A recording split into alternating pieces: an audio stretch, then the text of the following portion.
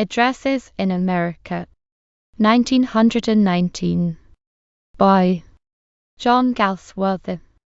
At the Lowell Centenary, we celebrate tonight the memory of a great man of letters. What strikes me most about that glorious group of New England writers, Emerson and Longfellow, Hawthorne, Whittier, Thoreau, Motley, Holmes, and Lowell, is a certain measure and magnanimity. They were rare men and fine writers, of a temper simple and unafraid. I confess to thinking more of James Russell Lowell as a critic and master of prose than as a poet. His single-hearted enthusiasm for letters had a glowing quality, which made it a guiding star for the frail bark of culture.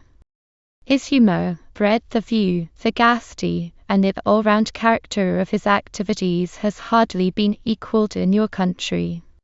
Not so great a thinker or poet as Emerson, not so creative as Hawthorne, so original in philosophy and life as Thoreau, so racy and quaint as Holmes, he ran the gamut of those qualities as none of the others did, and as critic and analyst of literature surpassed them all. But I cannot hope to add anything of value to American estimate and praise of Lowell, critic, humorist, poet, editor, reformer, man of letters, man of state affairs. I may, perhaps, be permitted, however, to remind you of two sayings of his. I never lifted up to any peak of vision but that when I look down and hope to see some valleys of the beautiful mountains, I behold nothing but blackened ruins, and the moans of the downtrodden the world over.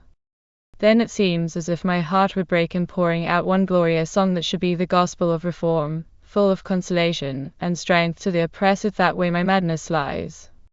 That was one side of the youthful Lowell, the generous righter of wrongs, the man. And this other saying: the English-speaking nation should build a monument to the misguided enthusiasts of the plains of Shinar, for as the mixture of many bloods seems to have made them the most vigorous of modern races, so has the mingling of divers speeches given them a language which is perhaps the noblest vehicle of poetic thought that ever existed. That was the other side of Lowell, the enthusiast for letters, and that the feeling he had about our language. I am wondering, indeed, Mr. President, what those men who in the 14th, 15th, 16th centuries were wielding the English language would think if they could visit this hall tonight, if suddenly we saw them sitting here among us in their monkish dress, their homespun, or their bright armour, having come from a greater land even than America's land of the far shades. What expression should we see on the dim faces of them, the while they took in the marvellous fact that the instrument of speech they forged in the cottages, courts, cloisters, and castles of their little misty island had become the living speech of half the world, and the second tongue for all the nations of the other half. For even so it is now Thigh's English language, which they made, and Shakespeare crowned, which you speak and we speak, and men speak under the Southern Cross, and unto the Arctic seas. I do not think that you Americans and we English are any longer strikingly alike in physical type or general characteristics, no more than I think there is much resemblance between yourselves and the Australians. Our link is now but community of language and the infinity which this connotes. Perfected language in ours and yours had come to flower before white men began to seek these charices so much more than a medium through which to exchange material commodities. It is cement of the spirit, mortar linking the bricks of our thoughts into a single structure of ideals and laws, painted and carved with the rarities of our fancy, the manifold forms of beauty and truth. We who speak American and you who speak English are conscious of a community which no differences can take from us.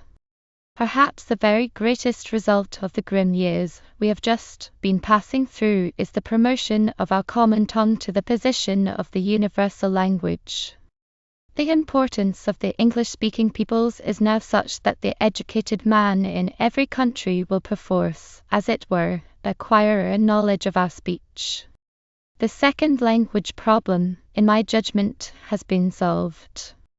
Numbers and geographical and political accident have decided a question which I think will never seriously be reopened unless madness descends on us and we speakers of English fight among ourselves. That fate I, at least, cannot see haunting the future.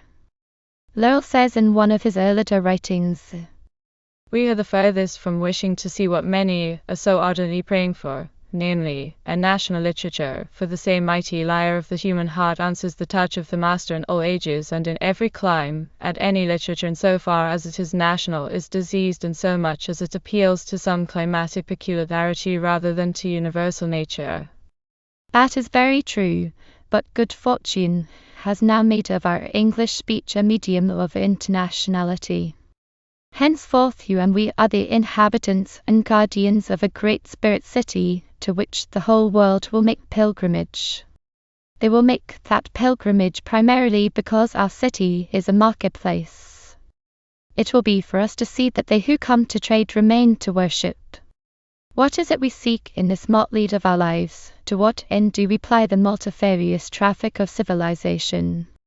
Is it that we may become rich and satisfy a material caprice ever growing with the opportunity of satisfaction?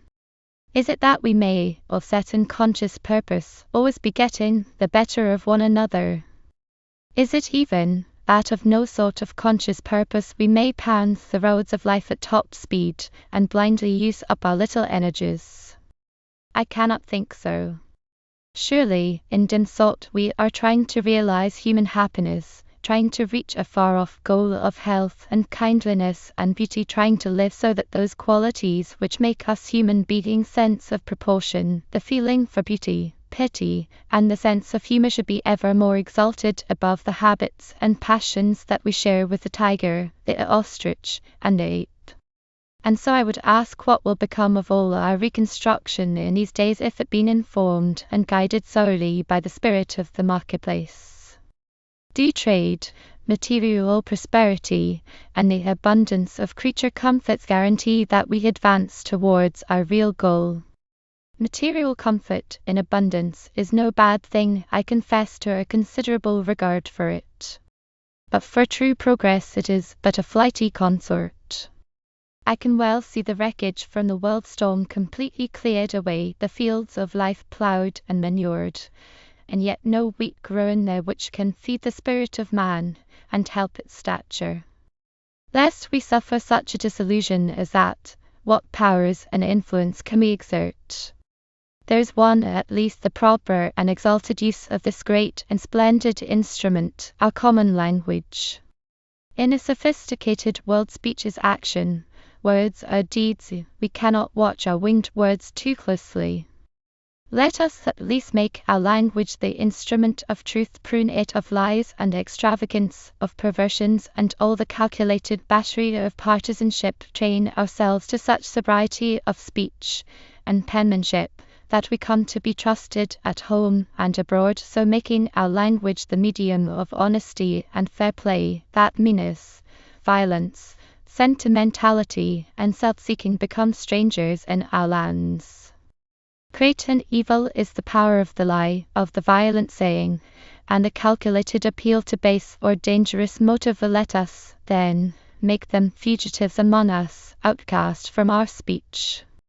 I have often thought during these past years what an ironical eye Providence must have been turning on national propaganda, on all the disingenuous breath which has been issued to order, and all those miles of patriotic writings dutifully produced in each country, to prove to other countries that they are its inferiors. A very little wind will blow those ephemeral sheets into the limbo of thin air. Already they're decomposing, soon they will be dust. To my thinking there are but two forms of national propaganda, two sorts of evidence of a country's worth, which defy the cross-examination of time. The first and most important is the rectitude and magnanimity of a country's conduct, its determination not to take advantage of the weakness of other countries, nor to tolerate tyranny within its own borders.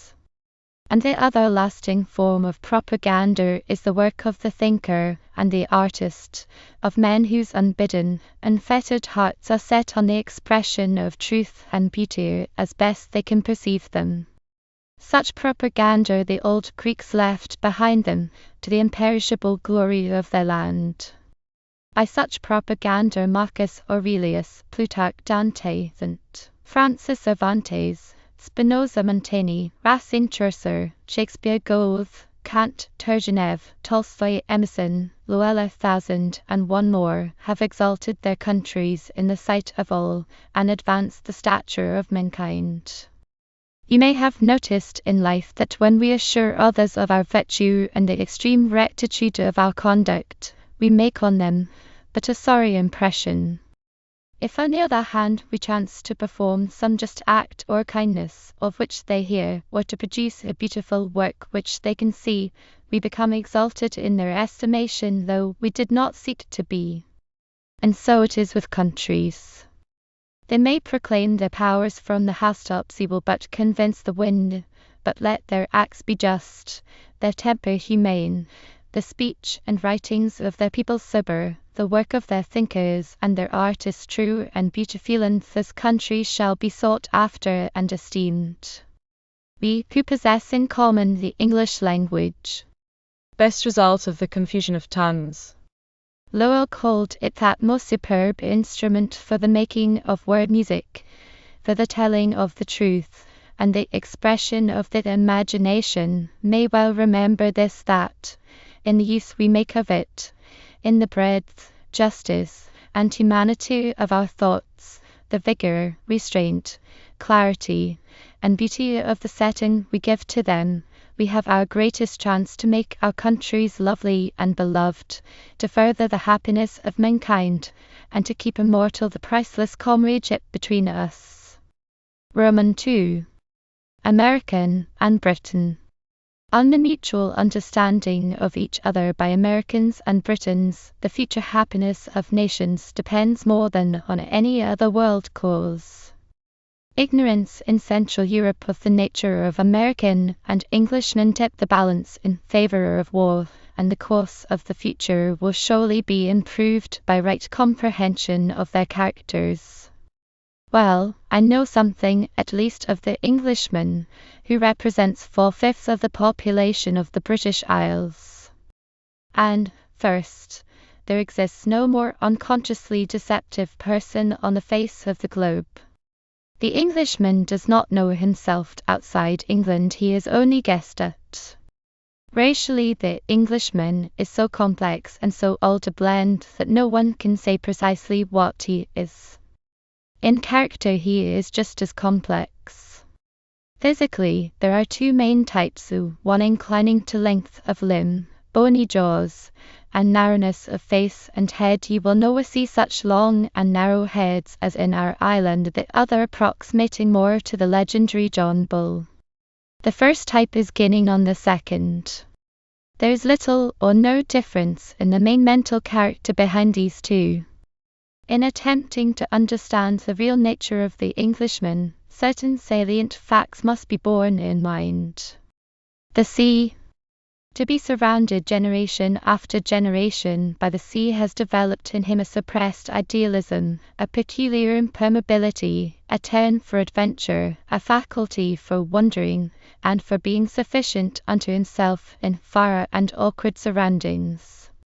The climate. Whoso weathers for centuries a climate that, though healthy and never extreme, is perhaps the least reliable and one of the wettest in the world, must needs grow in himself a counterbalance of dry philosophy, a defiant humour, an enforced medium temperature of soul. The Englishman is no more given to extremes than his climate, and against its damp and perpetual changes he has become coated with a sort of protective bluntness. The political age of his country. This is by far the oldest settled Western power politically speaking. For 850 years England has known no serious military incursion from without. For nearly 200 years she has known no serious political turmoil within. This is partly the outcome of her isolation, partly the happy accident of her political constitution, partly the result of the Englishman's habit of looking before he leaps, which comes, no doubt, from the climate and the mixture of his blood. This political stability has been a tremendous factor in the formation of English character, has given the Englishman of all ranks a certain deep, quiet sense of form and order, an ingrained culture which makes no show, being in the bones of the man, as it were. The great preponderance for several generations of town over country life, taken in conjunction with generations of political stability, this is the main cause of a growing, inarticulate humaneness, of which however the Englishman appears to be rather ashamed. The other chief factors have been the English public schools, the essential democracy of the government, the freedom of speech and the press at present rather under a cloud, the old-time freedom from compulsory military service. All these, the outcome of the quiet and stable home life of an island people, have helped to make the Englishman a deceptive personality to the outside eye. He has for centuries been licensed to grumble. There's no such confirmed grumble until he really has something to grumble at, and then, no one perhaps who grumbles less. An English soldier was sitting in a trench, in the act of lighting his pipe, when a shell burst close by, and lifted him bodily some yards away. He picked himself up, bruised and shaken, and went on lighting his pipe, with the words, "These French matches and Alfrotten." Confirmed carper though the Englishman is at the condition of his country, no one perhaps is so profoundly convinced that it is the best in the world. A stranger might well think from his utterances that he was spoiled by the freedom of his life, and prepared to sacrifice anything for land in such a condition. If that country be threatened, and with it his liberty, you find that his grumbles have meant less than nothing. You find, too, that behind the apparent slackness of every arrangement and every individual are powers of adaptability to facts, elasticity, practical genius, a spirit of competition amounting almost to disease, and great determination. Before this war began, it was the fashion among a number of English to lament the decadence of their race. Such lamentations, which plentifully deceive the outside ear, were just English grumbles. All this democratic grumbling, and habit of going as you please, serve a deep purpose. Autocracy, censorship, compulsion destroy the salt in a nation's blood, and elasticity in its fibre they cut at the very mainsprings of a nation's vitality. Only if reasonably free from control can a man really arrive at what is or is not national necessity, and truly identify himself with a national ideal by simple conviction from within. 2 words of caution to strangers trying to form an estimate of the Englishman: he must not be judged from his press, which, manned with certain exceptions by those who are not typically English, is too hectic to illustrate the true English spirit, nor can he be judged entirely from his literature. The Englishman is essentially an inexpressive, unexpressed, and his literary men have been for the most part sports nature's attempt to redress the balance. Further, he must not be judged by the evidence of his wealth. England may be the richest country in the world in proportion to its population, but not 10% of that population have any wealth to speak of, certainly not enough to have affected their hardihood, and, with few exceptions, those who have enough wealth are brought up to worship hardihood. I have never held a wholehearted brief for the British character. There's a lot of good in it, but much which is repellent. It has a kind of deliberate unattractiveness, setting out on its journey with the words, "Take me or leave me." One may respect a person of this sort, but it's difficult either to know or to like him. An American officer said recently to a British staff officer in a friendly voice, So we're going to clean up Brother Bosch together. And the British staff officer replied, Really? No wonder Americans sometimes say, I've got no use for those fellows. the world is consecrate to strangeness and discovery, and the attitude of mind concreted in that Really? seems unforgivable till one remembers that it is manner rather than matter which divides the hearts of American and Britain. In your huge, still half-developed country, where every kind of national type and habit comes to run a new thread into the rich tapestry of American life and thought, people must find it almost impossible to conceive the life of a little old island where traditions persist generation after generation without anything to break them up, where blood remains undoctored by new strains, demeanor becomes crystallized for lack of contrasts, and manner gets set like a plaster mask. Nevertheless, the English manner of today, of what are called the classes, is the growth of only a century or so. There was probably nothing at all like it in the days of Elizabeth or even of Charles Roman II.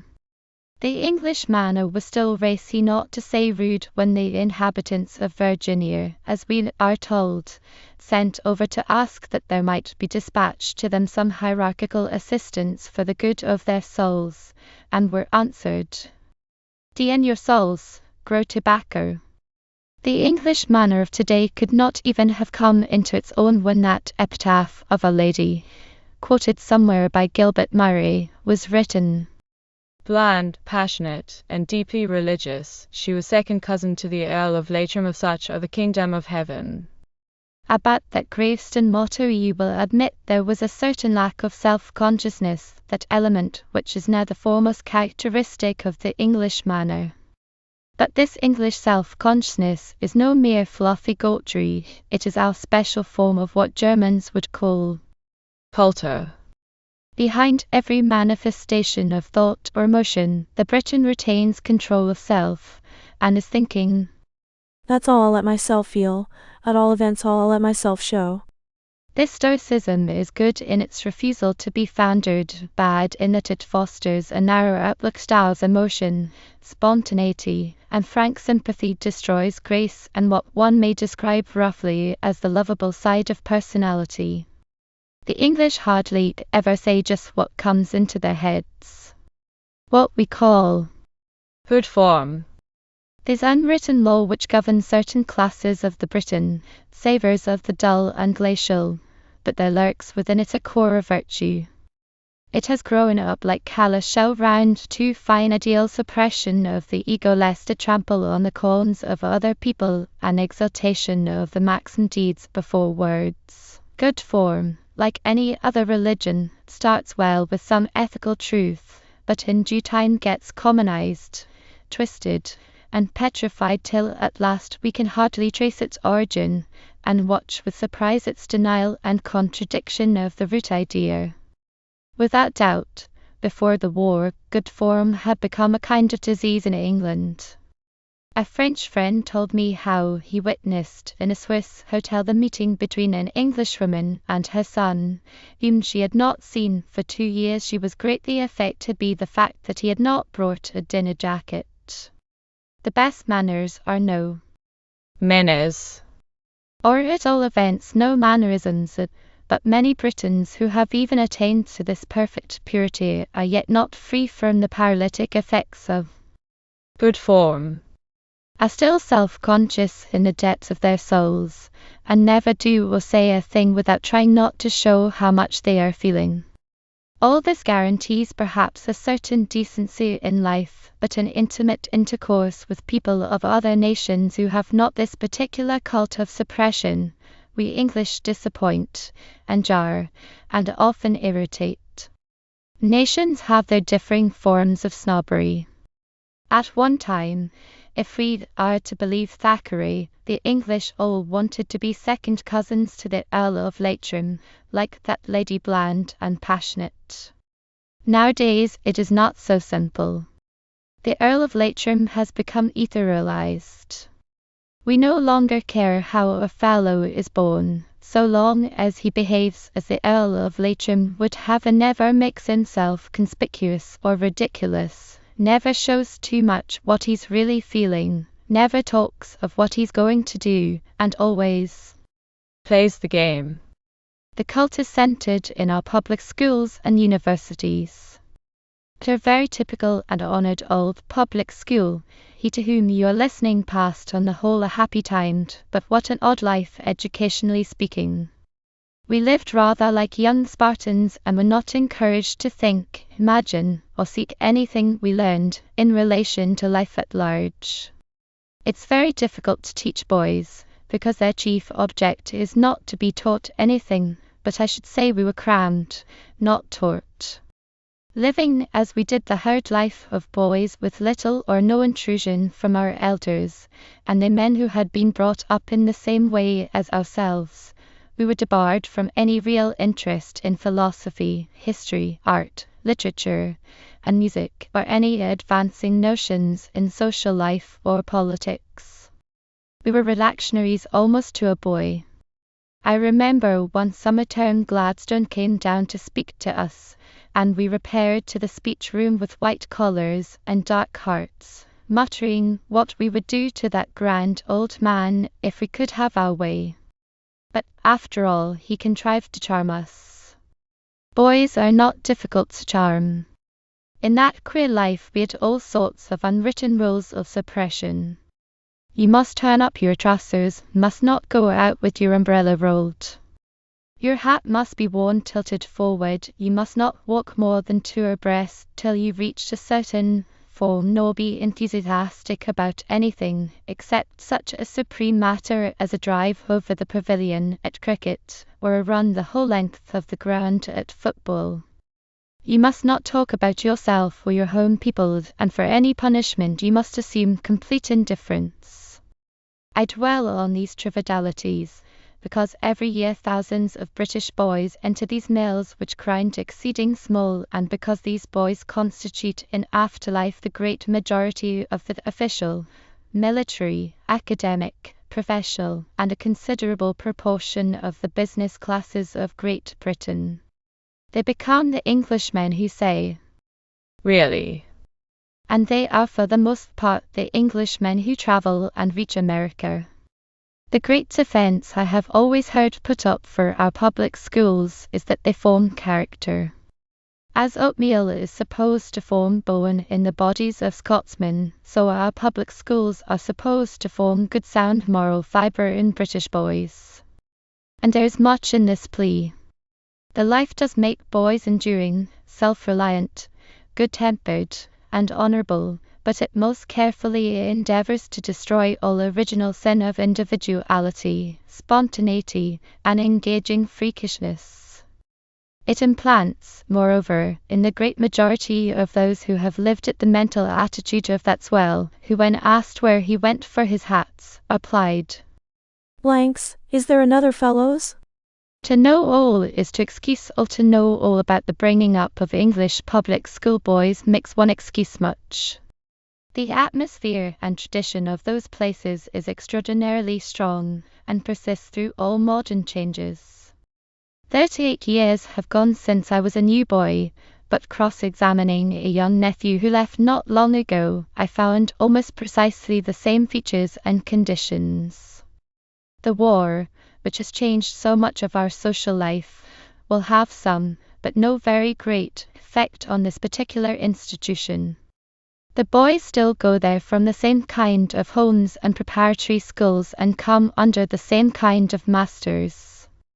And the traditional unemotionalism, the cult of a dry and narrow stoicism, is rather fortified than diminished by the times we live in. Our universities, on the other hand, have lately been but the ghosts of their old selves. At my old college in Oxford last year they had only 2 English students. In the chapel under the Joshua Reynolds window, through which the sun was shining, hung a long Roll of Honour. 100 names and more. In the college garden an open-air hospital was ranged under the old city wall, where we used to climb, and go wandering in the early summer mornings after some all-night spree. Down on the river the empty college barges lay stripped and stark. From the top of one of them an aged custodian broke into words. "Oh, Oxford'll never be the same again in my time. Why, who's to teach 'em, Rowan? When we do get undergrads again, who's to teach 'em? All the old ones gone, killed, wounded and that. No, Rowan'll never be the same again, not in my time." That was the tragedy of the war for him. Our universities will recover faster than he thinks, and resume the care of our particular culture, and cap the products of our public schools with the Oxford accent and the Oxford manner. An acute critic tells me that Americans hearing such deprecatory words as these from an Englishman about his country's institutions would say that this is precisely an instance of what an American means by the Oxford manner. Americans whose attitude towards their own country seems to be that of a lover to his lady, or a child to its mother, can always understand how Englishmen can be critical of their own country, and yet love her. Well, the Englishman's attitude to his country is that of a man to himself, and the way he runs her down is rather a part of that special English bone deep self-consciousness of which I have been speaking. Englishmen, the speaker amongst them, love their country as much as the French love France, and the Americans America, but she is so much a part of us that to speak well of her is like speaking well of ourselves, which we have been brought up to regard as impossible. When Americans hear Englishmen speaking critically of their own country, I think they should note it for a sign of complete identification with their country rather than of detachment from it. But to return to English universities, they have, on the whole, a broadening influence on the material which comes to them so set and narrow. They do a little to discover for their children that there are many points of view, and much which needs an open mind in this world. They have not precisely a democratic influence, but taken by themselves they would not be inimical to democracy. And when the war is over they will surely be still broader in philosophy and teaching. Heaven forfend that we should see vanish all that is old, all that has, as it were, the Virginia creeper, the wisteria bloom of age upon it. There is a beauty in age and a health in tradition, ill dispensed with. But what is hateful in age is its lack of understanding and of sympathy, in a word, its intolerance. Let us hope this wind of change may sweep out and sweeten the old places of my country, sweep away the cobwebs and the dust, our narrow ways of thought, our manichaeisms. But those who hate intolerance dare not be intolerant with the foibles of age, and they should rather see them as comic, and gently laugh them out. The educated Briton may be self-sufficient, but he has grit, and at bottom grit is, I fancy, what Americans at any rate appreciate more than anything. If the motto of my old Oxford College, "Man as maketh man," were true, I should often be sorry for the Briton. But his manners don't make him, they mar him. His goods are all absent from the shop window. He is not a man of the world in the wider meaning of that expression. And there is, of course, a particularly noxious type of travelling Briton who does his best, unconsciously, to take the bloom off his country wherever he goes. Selfish, coarse-fibred, loud-voiced sot, which, thanks God, he is a Briton, I suppose, because nobody else will do it for him. We live in times when patriotism is exalted above all other virtues, because there have happened to lie before the patriotic tremendous chances for the display of courage and self-sacrifice. Patriotism ever has that advantage as the world is now constituted, but patriotism and provincialism of course are pretty close relations, and they who can only see beauty in the plumage of their own kind, who prefer the bad points of their countrymen to the good points of foreigners, merely write themselves down blind of an eye, and panders to herd feeling. America is advantaged in this matter. She lives so far away from other nations that she might well be excused for thinking herself the only country in the world, but in many strains of blood which go to make up America, there is as yet a natural corrective to the narrow kind of patriotism. America has vast spaces and many varieties of type and climate, and life to her is still a great adventure. I pretend to no proper knowledge of the American people. It takes more than 2 visits of 2 months each to know the American people. There is just one thing, however, I can tell you seem easy, but are difficult to know. Americans have their own form of self-absorption, but they appear to be freed as yet from the special competitive self-centrament which has been forced on Britons through long centuries by countless continental rivalries and wars. Insularity was driven into the very bones of our people by the generation-long wars of Napoleon. A Frenchman, André Cheverlin, whose book, England and the War, I commend to anyone who wishes to understand British peculiarities, justly, subtly studied by a Frenchman, used these words in a recent letter to me. You English are so strange to us French, you are so utterly different from any other people in the world. It is true we are a lonely race. Deep in our hearts, I think, we feel that only the American people could ever really understand us. And being extraordinarily self-conscious, perverse, and proud, we do our best to hide from Americans that we have any such feeling.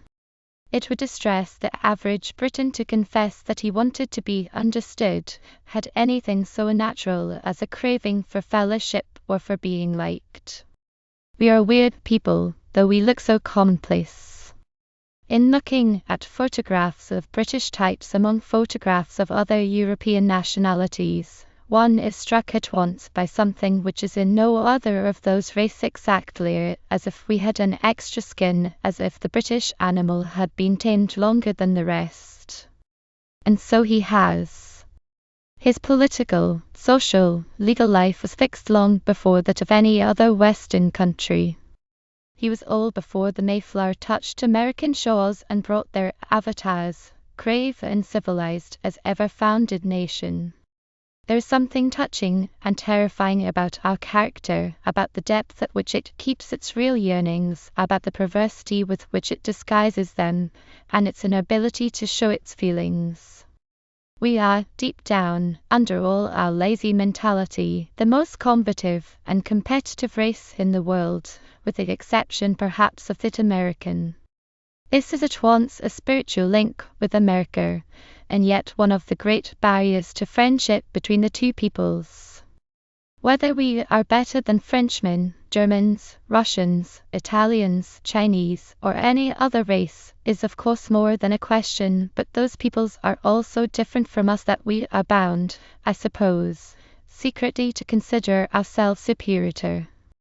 But between Americans and ourselves, under all differences, there is some mysterious deep kinship which causes us to doubt, and makes us irritable, as if we were continually being tickled by that question, now, am I really a better man than he?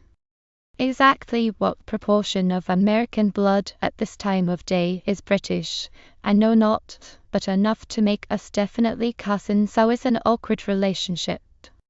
We see in Americans a sort of image of ourselves, feel near enough, yet far enough, to criticize and carp at the points of difference. It is as though a man went out and encountered, in the street, what he thought for the moment was himself, and, decidedly disturbed in his self-love, instantly began to disparage the appearance of that fellow.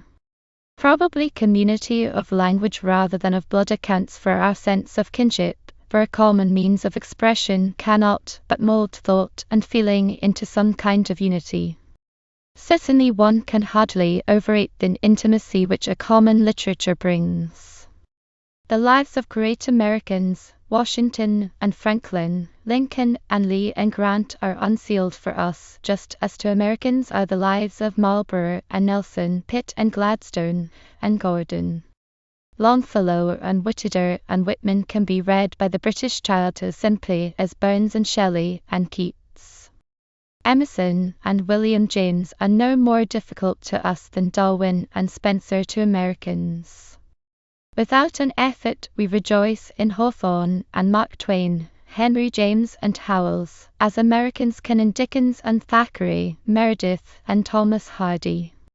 And, more than all, Americans own with ourselves all literature in the English tongue before the Mayflower sailed to Chaucer and Spenser and Shakespeare, Raleigh, Ben Jonson, and the authors of the English Bible version are their spiritual ancestors as much as ever they are ours. The tide of language is all-powerful, for language is the food formative of minds. Why? A volume could be written on the formation of character by literary humor alone. It has, I am sure, had a say in planting in American and Britain, especially the British townsman, a kind of bone-deep defiance of fate, a readiness for anything which may turn up, a dry, wry smile under the blackest sky, an individual way of looking at things, which nothing can shake. Americans and Britons both, we must and will think for ourselves, and know why we do a thing before we do it. We have that ingrained respect for the individual conscience, which is at the bottom of all free institutions. Some years before the war, an intelligent and cultivated Austrian who had lived long in England was asked for his opinion of the British. In many ways, He said, I think you are inferior to us, but one great thing I have noticed about you which we have not. You think and act and speak for yourselves. if he had passed those years in America instead of in England, he must needs have pronounced the very same judgment of Americans. Free speech, of course, like every form of freedom, goes in danger of its life in wartime. In 1917, an Englishman in Russia came on a street meeting shortly after the first revolution had begun. An extremist was addressing the gathering and telling them that they were fools to go on fighting, that they ought to refuse and go home, and so forth. The crowd grew angry, and some soldiers were for making a rush at him, but the chairman, a big burly peasant, stopped them with these words. Brothers, you know that our country is now a country of free speech. We must listen to this man, we must let him say anything he will. But, brothers, when he's finished, we'll bash his head in. I cannot assert that either Britons or Americans are incapable in times like these of a similar interpretation of free speech. Things have been done in my country, and perhaps in America, which should make us blush. But so strong is the free instinct in both countries, that it will survive even this war. Democracy, in fact, is a sham unless it means the preservation and development of this instinct of thinking for oneself throughout a people. Government of the people, by the people, for the people. Means nothing unless the individuals of a people keep their consciences unfettered and think freely. Accustom the individual to be nose-led and spoon-fed, and democracy is a mere pretense. The measure of democracy is the measure of the freedom and sense of individual responsibility in its humblest citizens. And democracy is still in the evolutionary stage.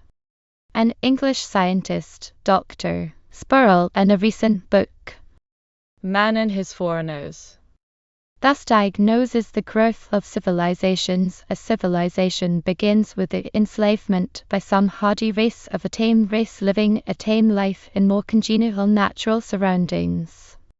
It is built up on slavery, and attains its maximum vitality in conditions little removed therefrom.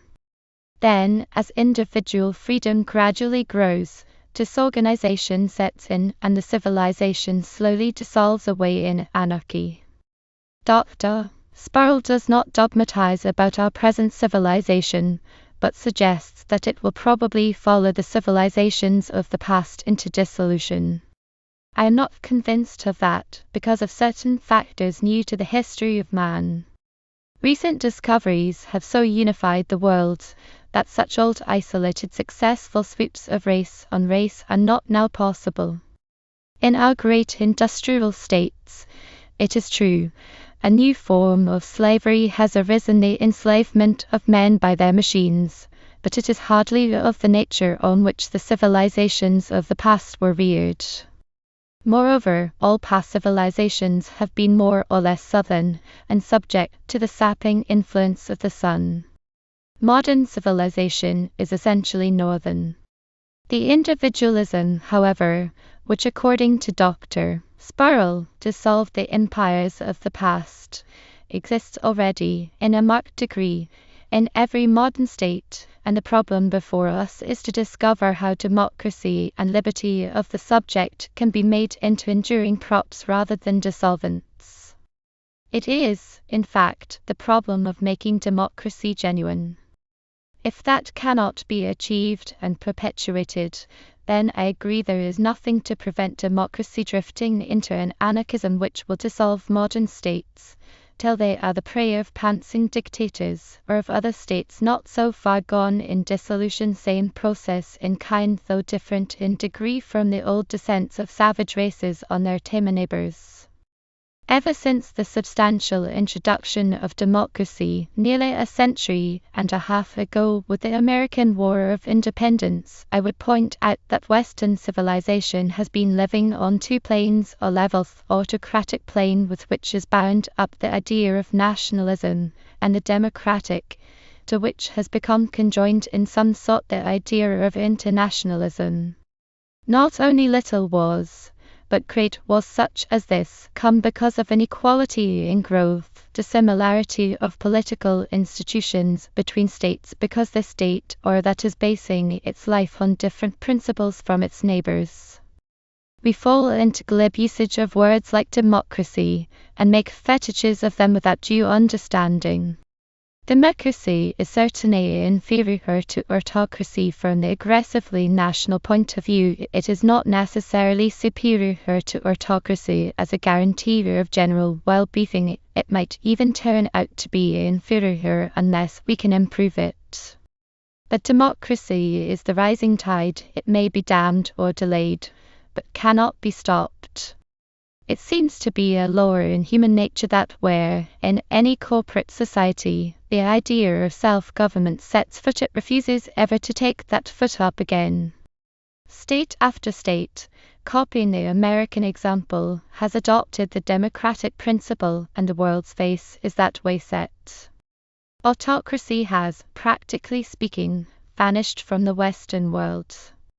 It is my belief that only in a world thus uniform in its principles of government, and freed from the danger of pants-buys autocracies, have states any chance to develop the individual conscience to a point which shall make democracy proof against anarchy, and themselves proof against dissolution, and only in such a world can a League of Nations to enforce peace succeed.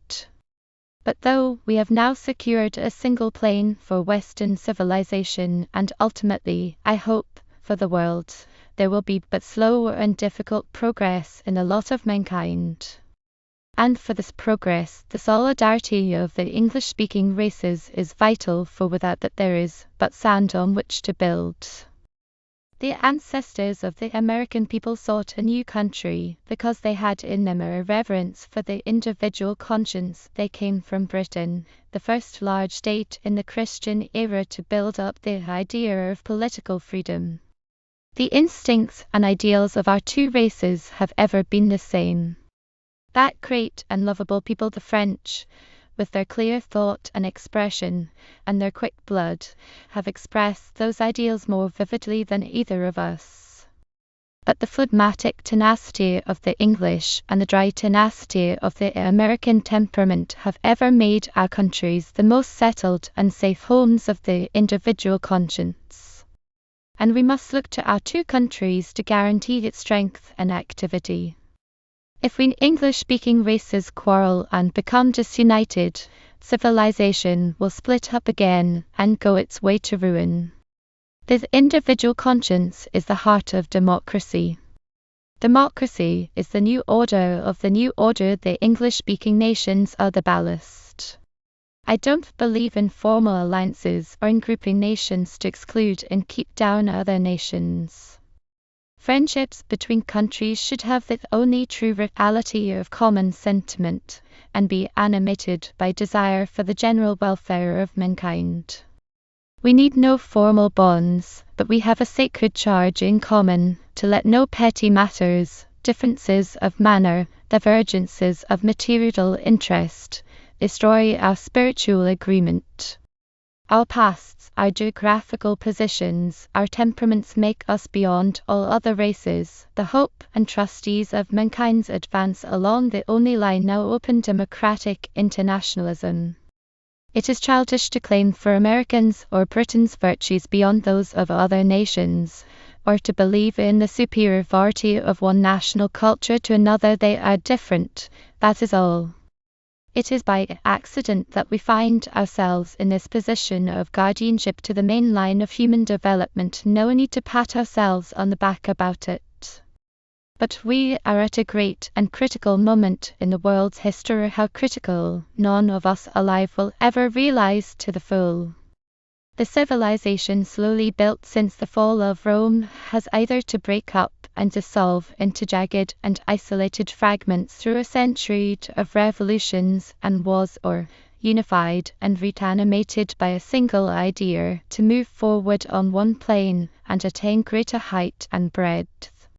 Under the pressure of this war there has often been, beneath the lip service we pay to democracy, a disposition to lose faith in it, because of its undoubted weakness and inconvenience in a struggle with state autocratically governed. There has even been a sort of secret reaction towards autocracy.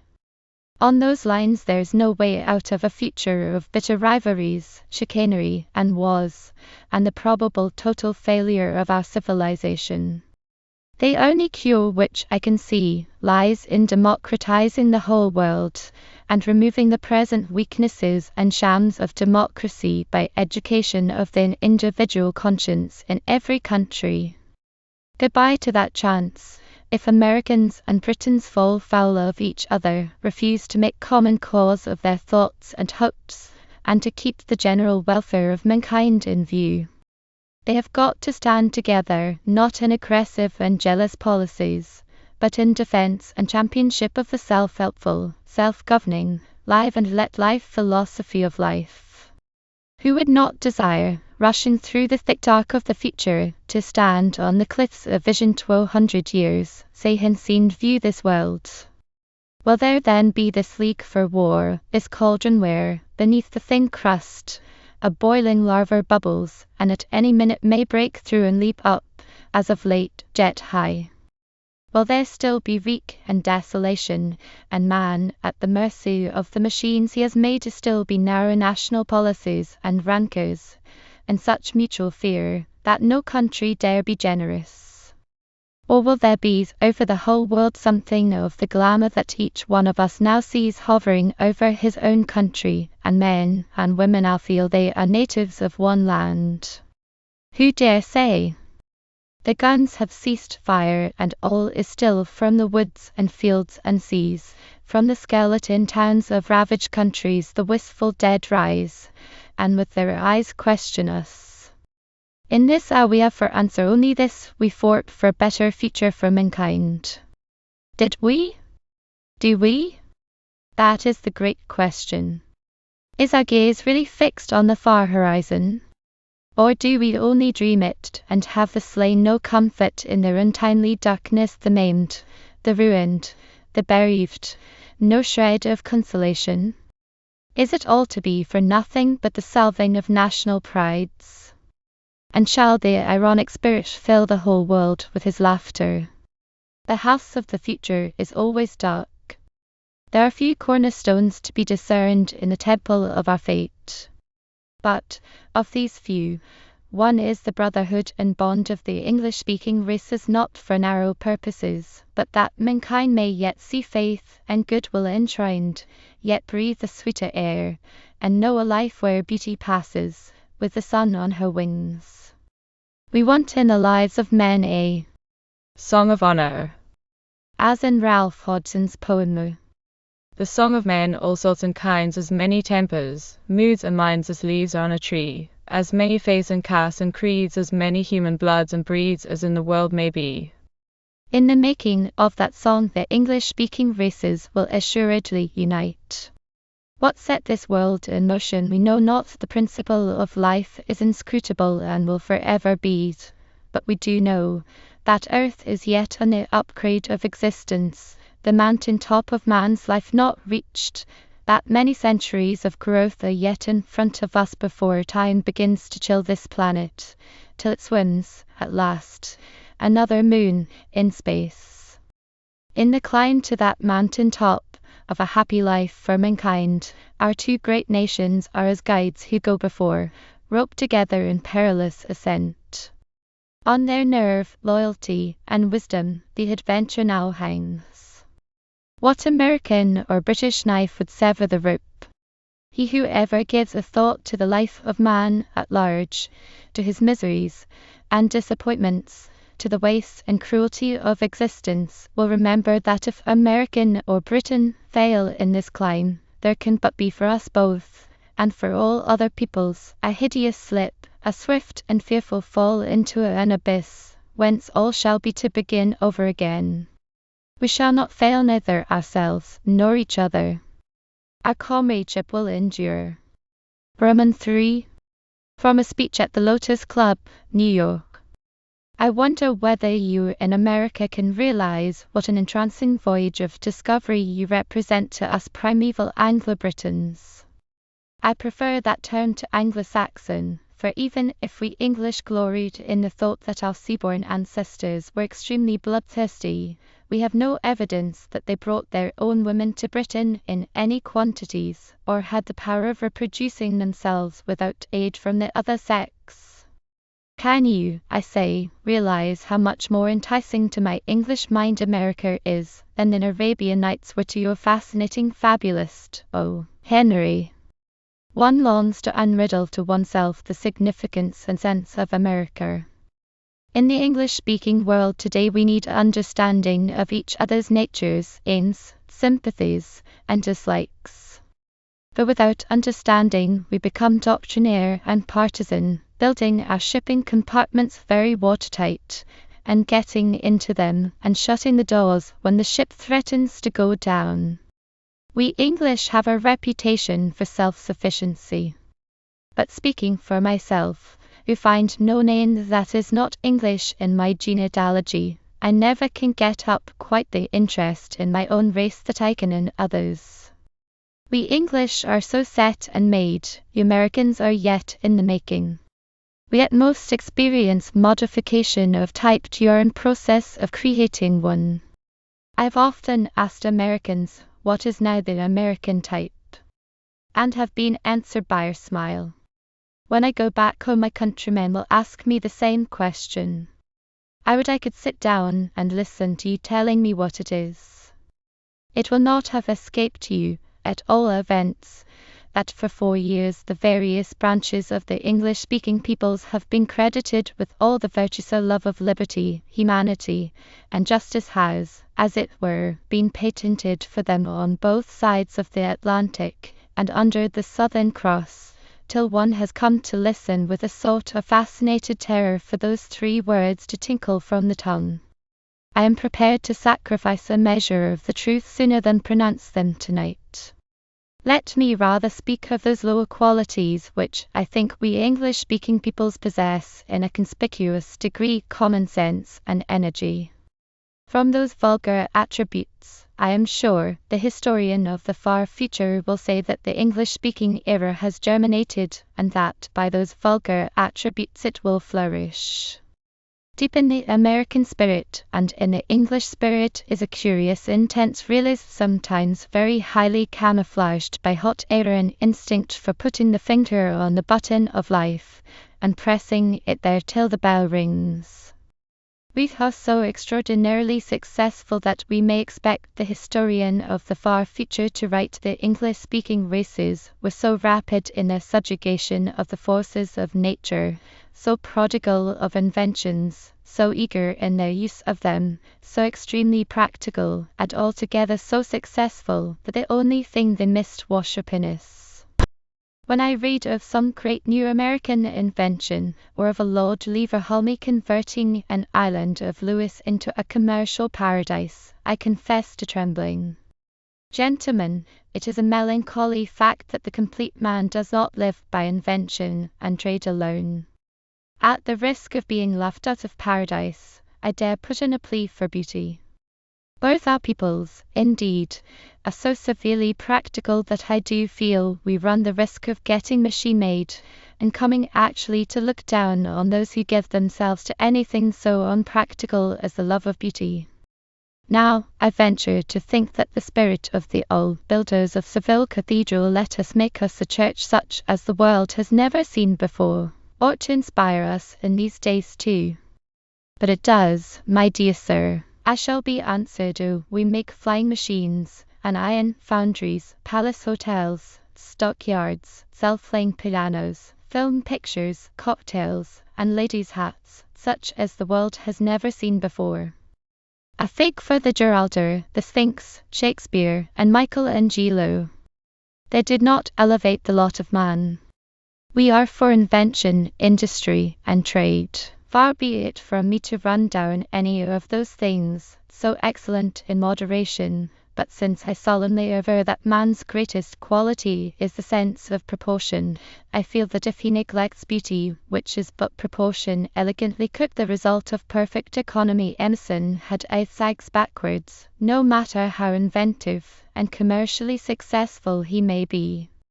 But this is to become grave, which is detestable, even in a country which has just been taking its ticket for the Garden of Eden.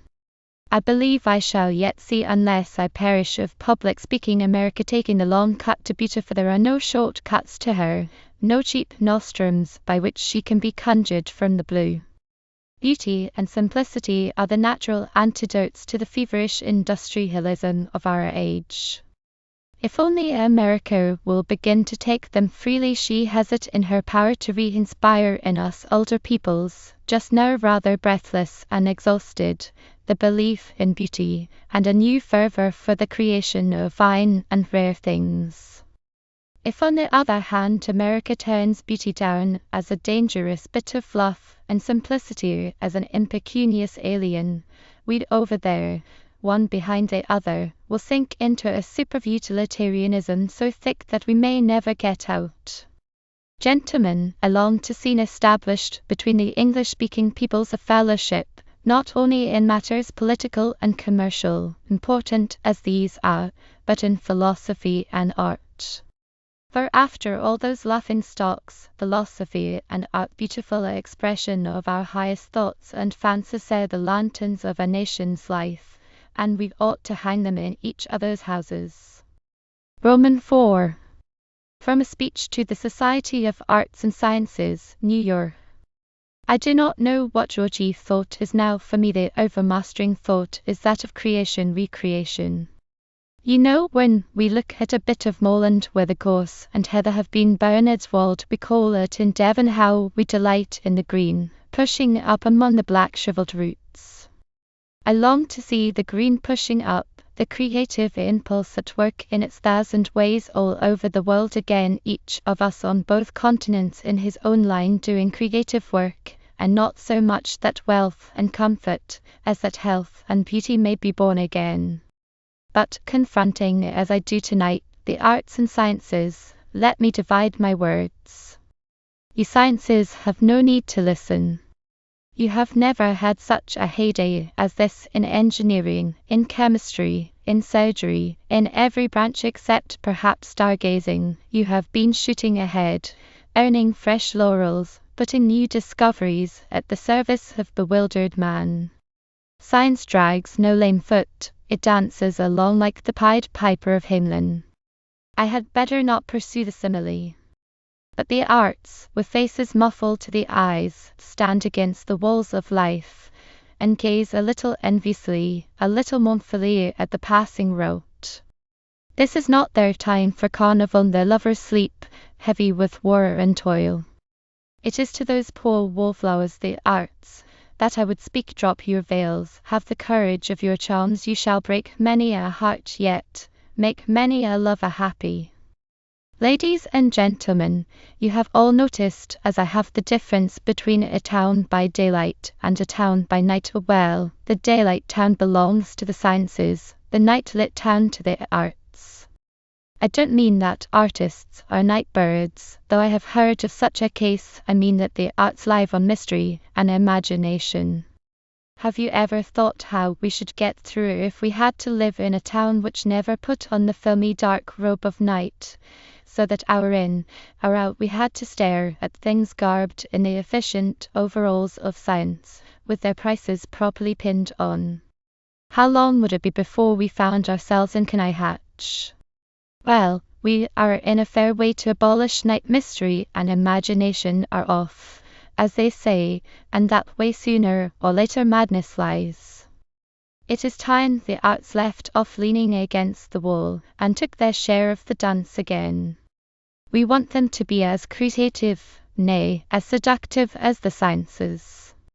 We have seen science work miracles of late, now let art work her miracles in turn.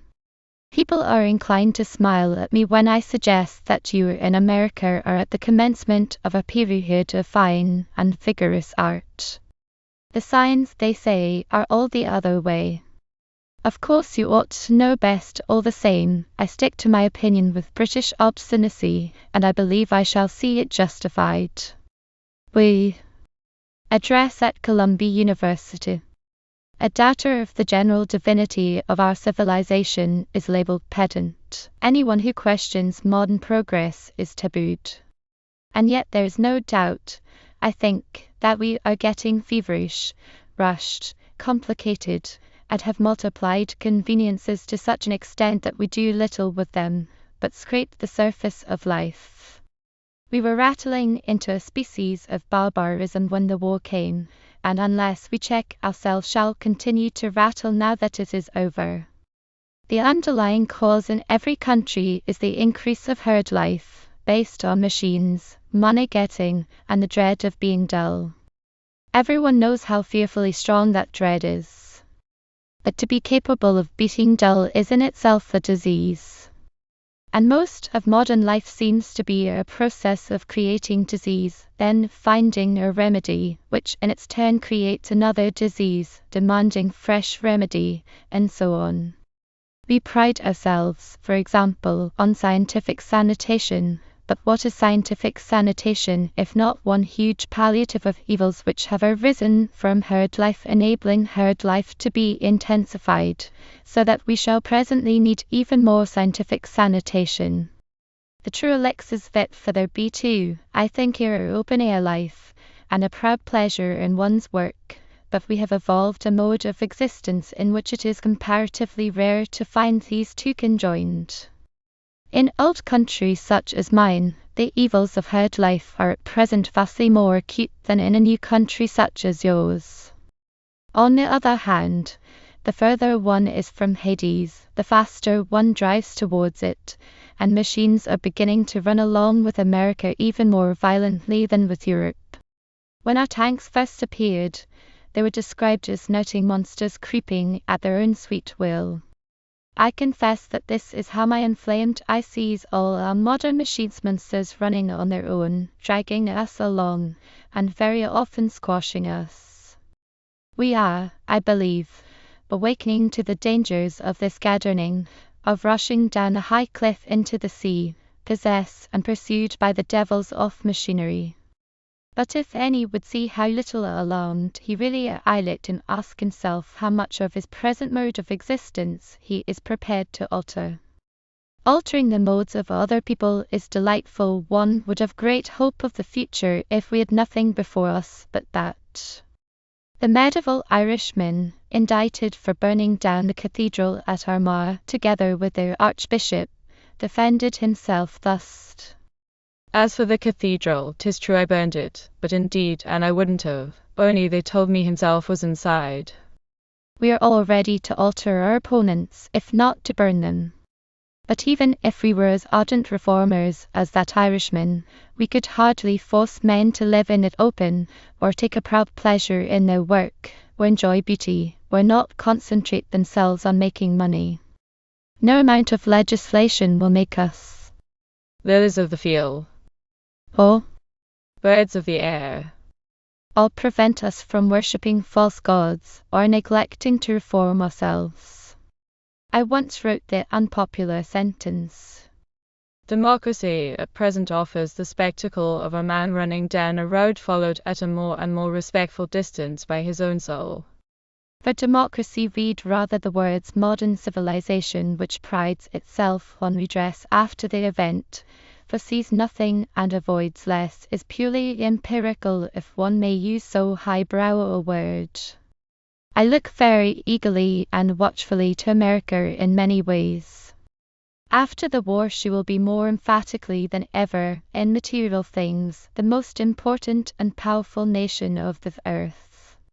We British have a legitimate and somewhat breathless interest in the use she will make of her strength, and in the course of her national life, for this will greatly influence the course of our own. But power for real light and leading in America will depend, not so much on her material wealth or her armed force, as on what her attitude towards life, and what the ideals of her citizens are going to be. Americans have a certain eagerness for knowledge. They have also, for all their absorption in success, the aspiring eye. They do want the good thing.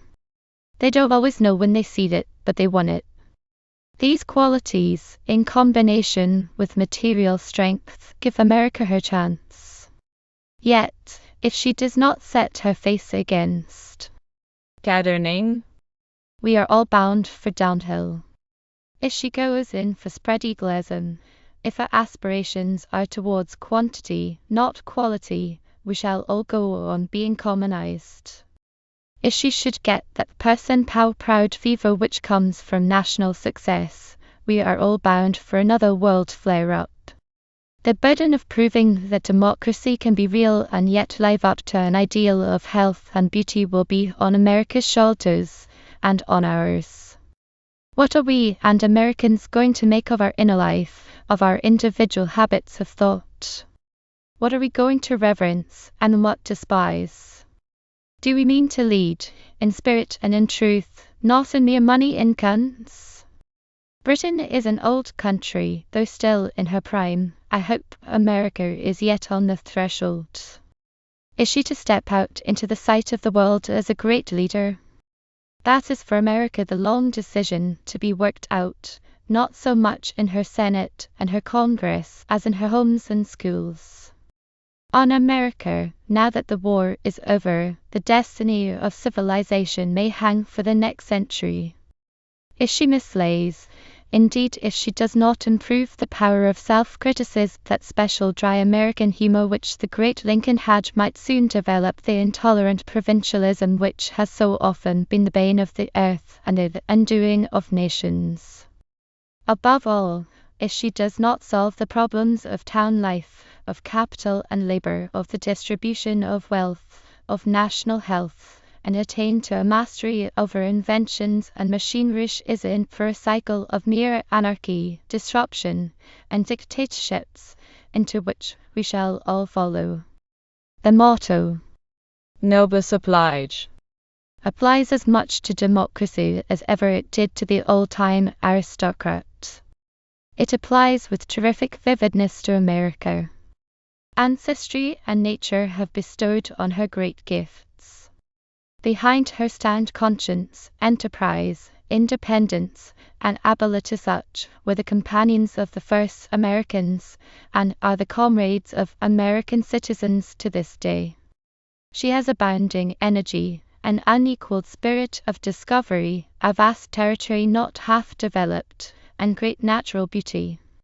I remember sitting on a bench overlooking the Grand Canyon of Arizona. The sun was shining into it, and a snowstorm was whirling down there. All that most marvelous work of nature was flooded to the brim with rose and tawny gold, with white and wine-dark shadows, the colossal carvings as of huge rock gods and sacrificial altars, and great beasts along its sides, were made living by the very mystery of light and darkness. On that violent day of spring I remember sitting there, and an old gentleman passing close behind, leaning towards me and saying in a sly, gentle voice, "How are you going to tell it to the folks at home? America has so much that one despairs of telling to the folks at home, so much grand beauty to be to her an inspiration and uplift towards high and free thought and vision. Great poems of nature she has wrought in the large, to make of her and keep her noble people. In my beloved Britain all told, not half the size of Texas, there is a quiet beauty of a sort which America has not. I walked not long ago from Worthing to the little village of Steyning in the South Downs. It was such a day as one seldom gets in England, when the sun was dipping and there came on the cool chalky hills the smile of late afternoon, and across a smooth valley on the rim of the downs one saw a tiny group of trees, one little building, and a stack against the clear blue, pale sky was like a glimpse of heaven, so utterly pure in line and colour, so removed and touching. The tale of loveliness in our land is varied and unending, but it is not in the grand manner.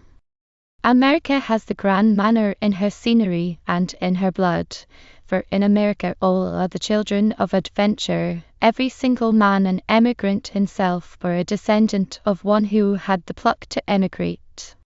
She has already had past masters in dignity, but she has still to reach as a nation the grand manner in achievement. She knows her own dangers and failings, her qualities and powers, but she cannot realize the intense concern and interest, deep down behind our provoking stolidities, with which we of the old country watch her, feeling that what she does reacts on us above all nations, and will ever react more and more. Underneath surface differences and irritations, we English-speaking peoples are fast bound together. May it not be in misery and iron. If America walks upright, so shall we. If she goes bowed under the weight of machines, money, and materialism, we too shall creep our ways. We run a long race, we nations. A generation is but a day. But in a day a man may leave the track and never again recover it. Nations depend for their health and safety on the behavior of the individuals who compose them. Modern man is a very new and marvelous creature. Without quite realizing it, we have evolved a fresh species of stoicism, more stoical, I suspect, than were the old Stoics. Modern man stands on his own feet. His religion is to take what comes without flinching or complaint, as part of the day's work, which an unknown God, Providence, creative principle, has appointed. By courage and kindness modern man exists, warmed by the glow of the great human fellowship. He has rediscovered the old Greek saying, God is the helping of man by man. Has found out in his unself-conscious way that if he does not help himself and help his fellows, he cannot reach that inner peace which satisfies. To do his bit and to be kind. It is by that creed, rather than by any mysticism, that he finds the salvation of his soul, for, of a truth, the religion of this age is conduct.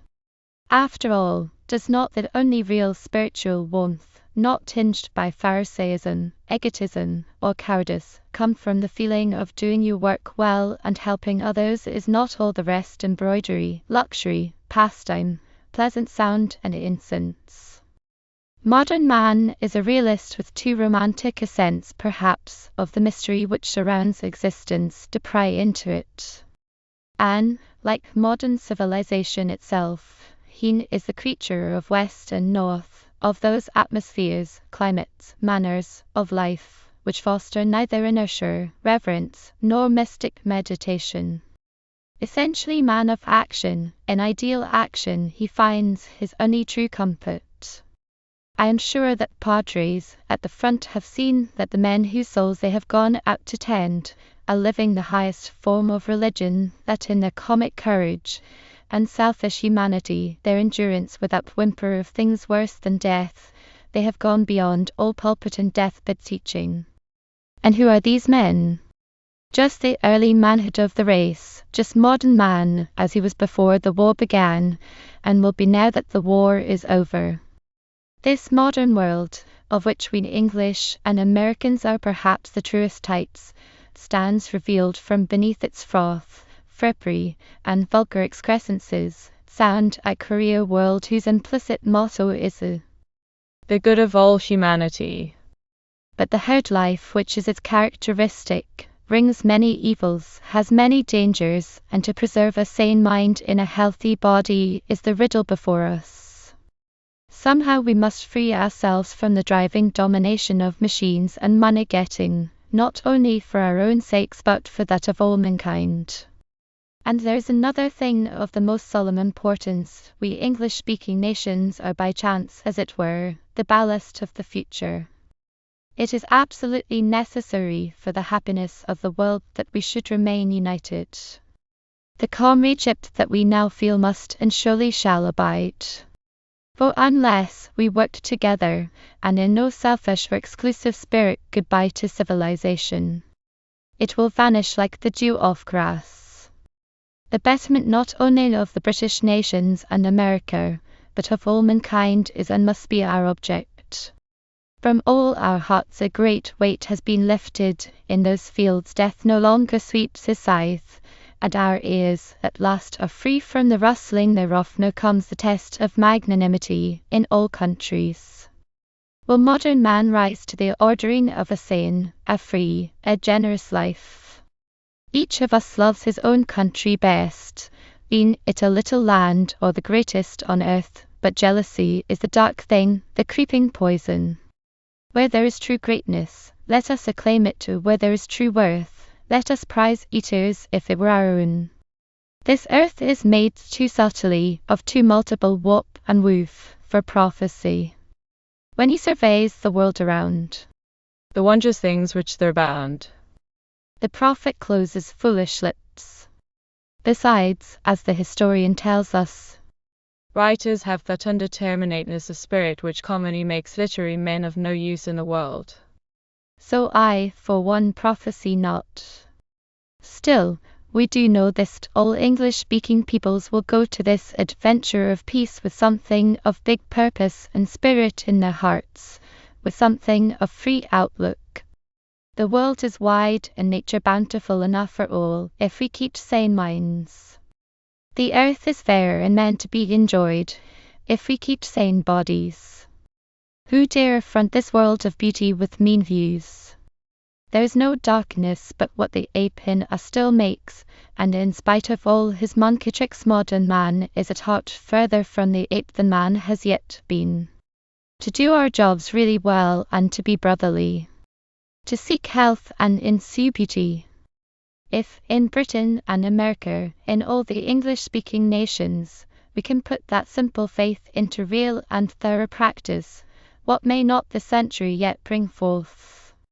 Shall man, the highest product of creation, be content to pass his little day in a house like unto Bedlam, when the present great task in which we have joined hands is really ended, when once more from the shuttered madhouse the figure of peace steps forth and stands in the risen sun, and we may go our ways again in the wonder of a new morning? Let it be with this vow in our hearts: no more madness in war or in peace. P.I. To the League of Political Education, New York. Standing here, privileged to dress my betters, I, the least politically educated person in the world, have two thoughts to leave on the air.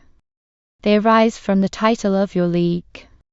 I wish I did not feel, speaking in the large, that politics and education have but a bowing acquaintanceship in the modern state, and I wish I did feel that either education or politics had any definite idea of what they were out to attain, in other words, had a clear image of the ideal state.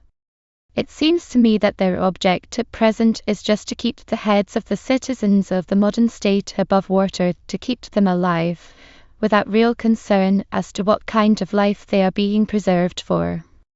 We seem, in fact, to be letting our civilization run us, instead of running our civilization. If a man does not know where he wants to go, he goes where circumstances and the telephone take him. Where do we want to go? Can you answer me? Have you any definite idea? What is the ultimate fuel of our longings? I suppose one ought to say, roughly, that the modern ideal is a maximum production of wealth to the square mile of a country, an ideal which, seeing that a man normally produces wealth in surplus to his own requirements, signifies logically a maximum head of population to the square mile. And it seems to me that the great modern fallacy is the identification of the word wealth with the word welfare. Granted that demand creates supply, and that it is impossible to stop human nature from demanding, the problem is surely to direct demand into the best channels for securing health and happiness. And I venture to say that the mere blind production of wealth and population by no means fills that bill. We ought to produce wealth only in such ways and to such an extent as shall make us all good, clean, healthy, intelligent, and beautiful to look at. That is the end, and production, whether of wealth or population, only the means to that end, to be regulated accordingly. As things are, we confuse the means with the end, and make of production a fetish.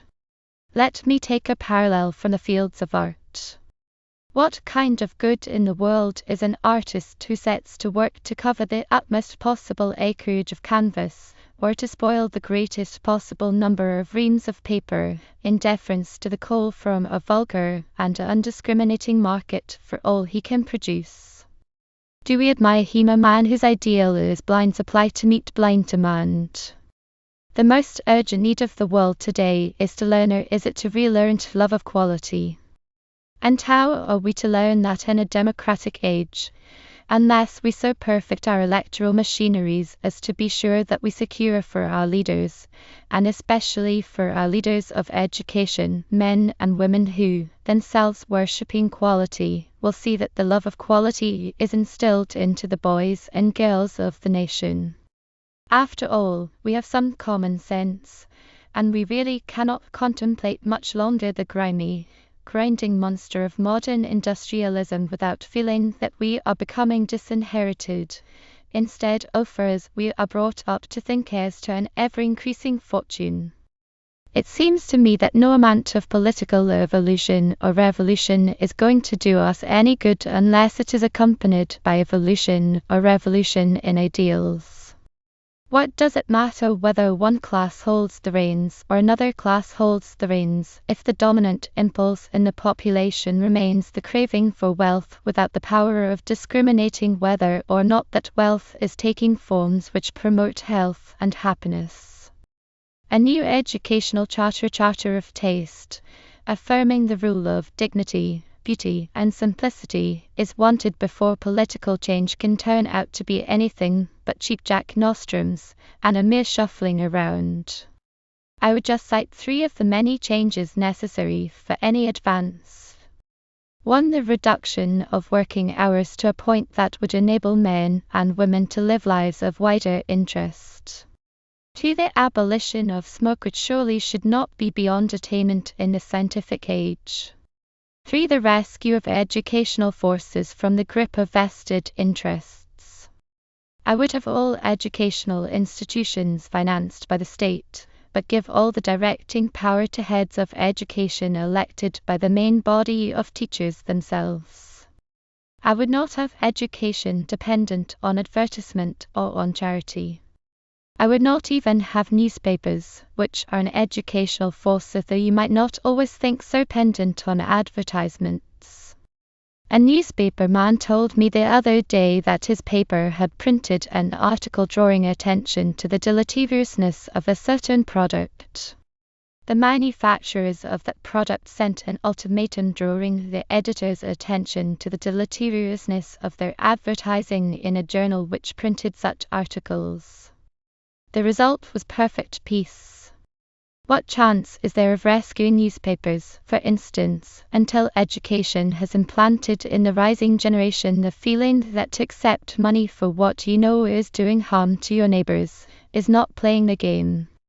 Or take another instance. Not long ago in England, a college for the training of school teachers desired to make certain excellent advances in their curriculum, which did not meet with the approval of the municipal powers controlling the college. A short, sharp fight, and again perfect peace. I suppose it would be too sweeping to say that a vested interest never yet held an enlightened view, but I think one may fairly say that their enlightened views are rare birds. How, then, is any emancipation to come?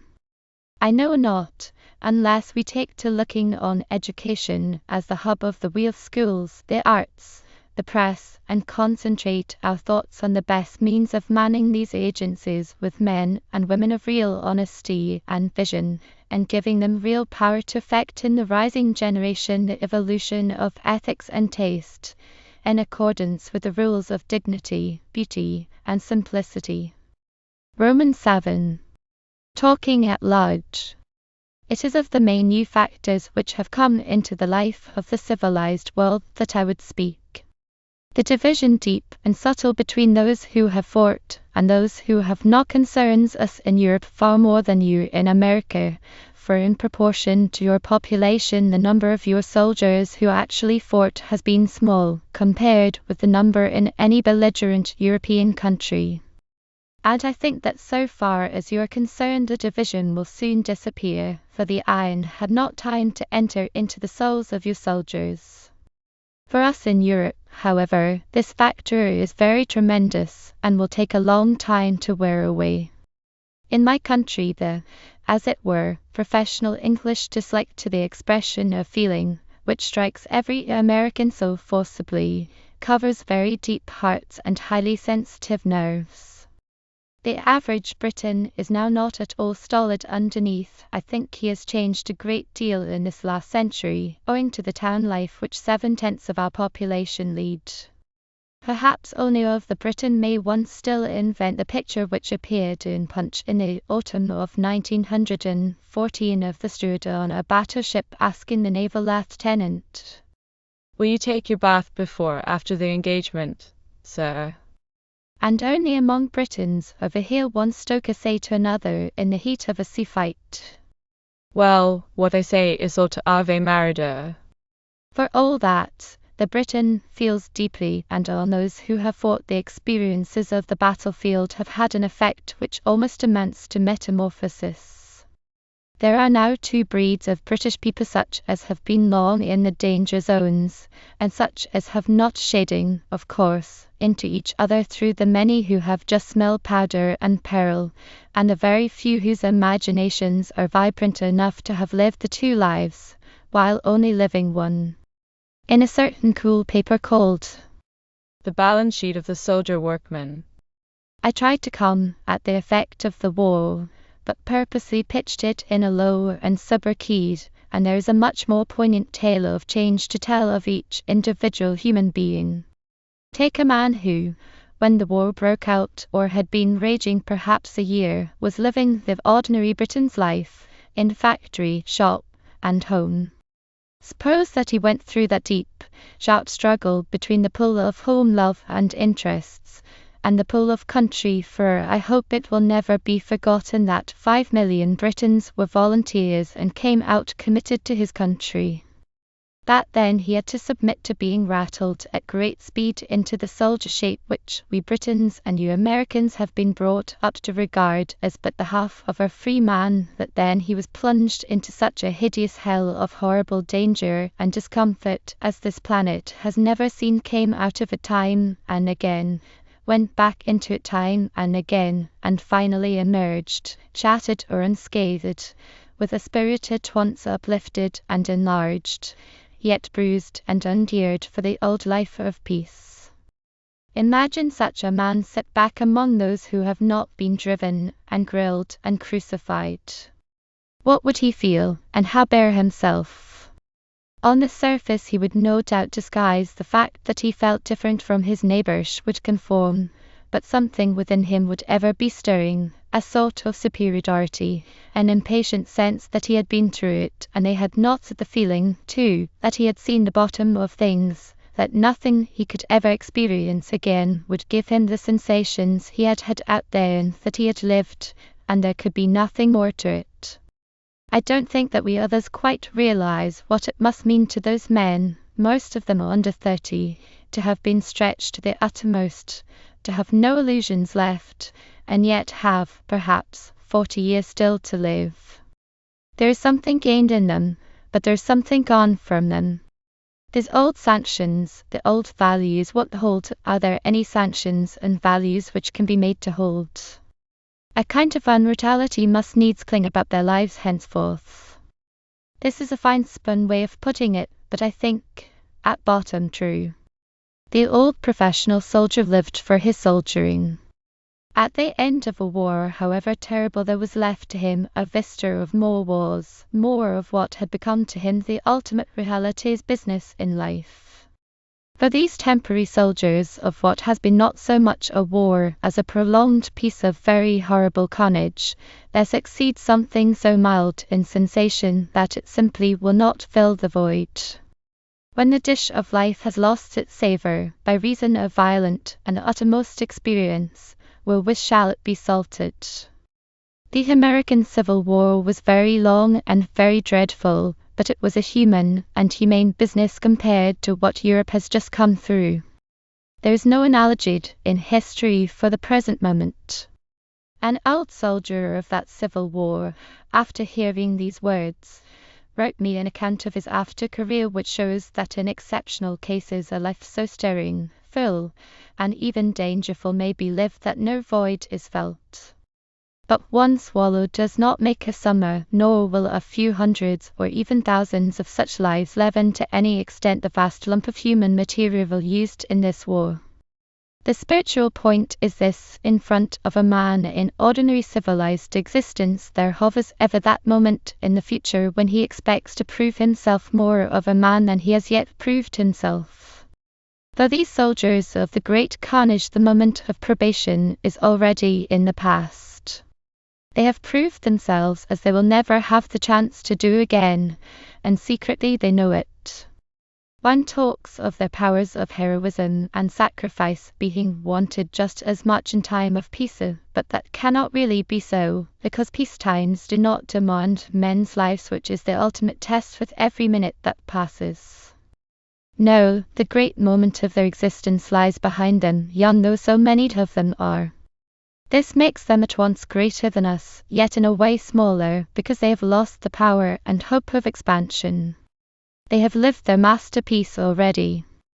Human nature is elastic, and hope springs eternal, but a climax of experience and sensation cannot be repeated. I think these have reached and passed the uttermost climax, and in Europe they number millions. This is a veritable portent, and I am glad that in America you will not have it to any great extent. Now, how does this affect the future? Roughly speaking, it must, I think, have a diminishing effect on what I may call loosely creative ability. People have often said to me, "We shall have great writings and paintings from these young men when they come back." We shall certainly have poignant expression of their experiences and sufferings, and the best books and paintings of the war itself are probably yet to come. But, taking the long view, I do not believe we shall have from them, in the end, as much creative art and literature as we should have had if they had not been through the war. Illusion about life, and interest in ordinary daily experience and emotion, which after all are to be the stuff of their future as of ours, has in a way been blunted or destroyed for them. And in the other provinces of life, in industry, in trade, in affairs, how can we expect from men who have seen the utter uselessness of money or comfort or power in the last resort, the same naive faith in these things, or the same driving energy towards the attaining of them that we others exhibit? It may be cheering to assume that those who have been almost superhuman these last 4 years in one environment will continue to be almost superhuman under conditions the very opposite. But alack, it is not logical. On the other hand, I think that those who have had this great and racking experience will be left, for the most part, with a real passion for justice, and that this will have a profoundly modifying effect on social conditions. I think, too, that many of them will have a sort of passion for humaneness, which will, if you will suffer me to say so, come in very handy, for I have observed that the rest of us, through reading about horrors, have lost the edge of our gentleness, and have got into the habit of thinking that it is the business of women and children to starve, if they happen to be German, of creatures to be underfed and overworked if they happen to be horses, of families to be broken up if they happen to be aliens, and that a general carelessness as to what suffering is necessary and what is not has set in. And, queer as it may seem, I look to those who have been in the thick of the worst suffering the world has ever seen, to set us in the right path again, and to correct the vitriolic sentiments engendered by the armchair and the inkpot, in times such as we have been, and are still passing through. A cloistered life in times like these engenders bile, in fact, I think it always does. For sheer ferocity there is no place, you will have noticed, like a club full of old gentlemen. I expect the men who have come home from killing each other to show us the way back to brotherliness, and not before it's wanted. Here is a little true story of wartime, when all men were supposed to be brothers if they belonged to the same nation. In the 5th year of the war, 2 men sat alone in a railway carriage. One, pale, young, and rather worn, had an unlighted cigarette in his mouth. The other, elderly, prosperous, and of a ruddy countenance, was smoking a large cigar. The young man, who looked as if his days were strenuous, took his unlighted cigarette from his mouth, gazed at it, searched his pockets, and looked at the elderly man. His nose twitched, vibrated by the scent of the cigar, and he said suddenly, Could you give me a light, sir? The elderly man regarded him for a moment, drooped his eyelids, and murmured, I've no matches. The young man sighed, mumbling the cigarette in his watering lips, then said very suddenly, Perhaps you'll kindly give me a light from your cigar, sir. The elderly man moved throughout his body as if something very sacred had been touched within him. I'd rather not. He said, If you don't mind. A quarter of an hour passed, while the young man's cigarette grew moister, and the elder man's cigar shorter. Then the latter stirred, took it from under his grey moustache, looked critically at it, held it out a little way towards the other with the side which was least burned down foremost, and said, Unless you'd like to take it from the edge. On the other hand, one has often travelled in these last years with extreme embarrassment because our soldiers were so extraordinarily anxious that one should smoke their cigarettes, eat their apples, and their sausages. The marvels of comradeship they have performed would fill the libraries of the world. The second main new factor in the world's life is the disappearance of the old autocracies.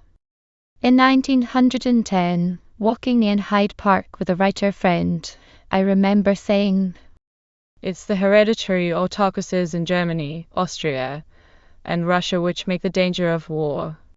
He did not agree, but no 2 writers agree with each other at any given moment. If only autocracies go down in the wreckage of this war. Was almost the first thought I put down in writing when the war broke out. Well, they are gone. They were an anachronism, and without them and the bureaucracies and secrecy which buttressed them we should not, I think, have had this world catastrophe. But let us not too glibly assume that the forms of government which take their place can steer the battered ships of the nations in the very troubled waters of today, or that they will be truly democratic. Even highly democratic statesmen have been known to resort to the way of the headmaster at my old school. He put a motion to the masters' meeting and asked for a show of hands in its favour. Not one hand was held up. Then, He said, I shall adopt it with a greater regret. Nevertheless, the essential new factor is that, whereas in 1914 civilization was on two planes, it is now, theoretically at least, on the one democratic plane or level. That is a great easing of the world's situation, and removes a chief cause of international misunderstanding. The rest depends on what we can now make of democracy. Surely no word can so easily be taken in vain. To have got rid of the hereditary principle in government is by no means to have made democracy a real thing. Democracy is neither government by rabble, nor government by caucus. Its measure as a beneficent principle is the measure of the intelligence, honesty, public spirit, and independence of the average voter. The voter who goes to the poll blind of an eye and with a cast in the other, so that he sees no issue clear, and every issue only in so far as it affects him personally, is not precisely the sort of ultimate administrative power we want. Intelligent, honest, public-spirited, and independent voters guarantee an honest and intelligent governing body.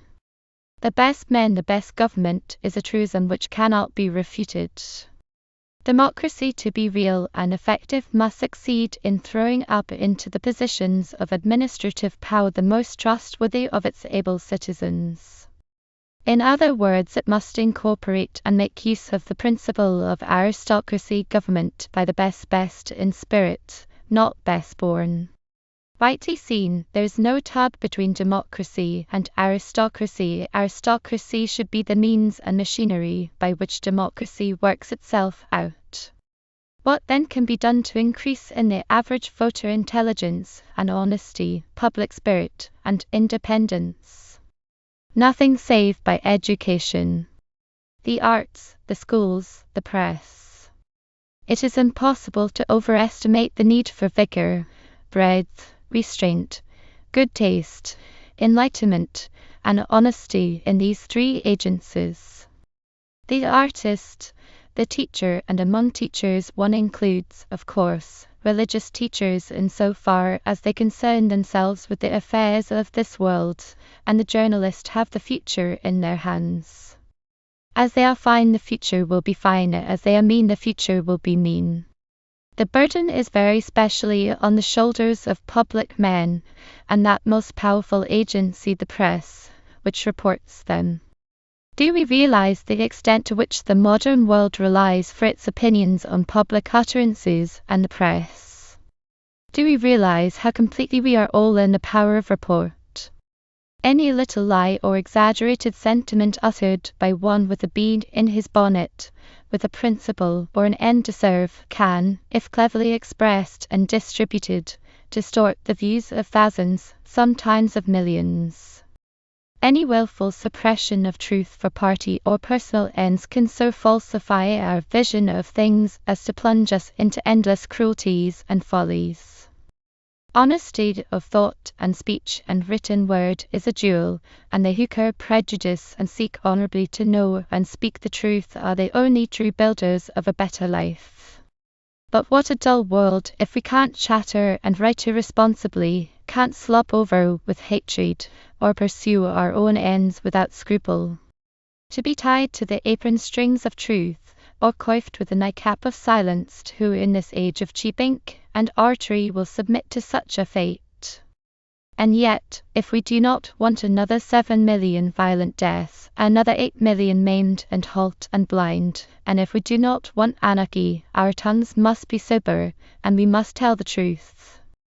Report, I would almost say, now rules the world and holds the fate of man on the sayings of its many tongues. If the good sense of mankind cannot somehow restrain utterance and cleanse report, democracy, so highly vaunted, will not save us, and all the glib words of promise spoken might as well have lain unuttered in the throats of orators. We are always in peril under democracy of taking the line of least resistance and immediate material profit.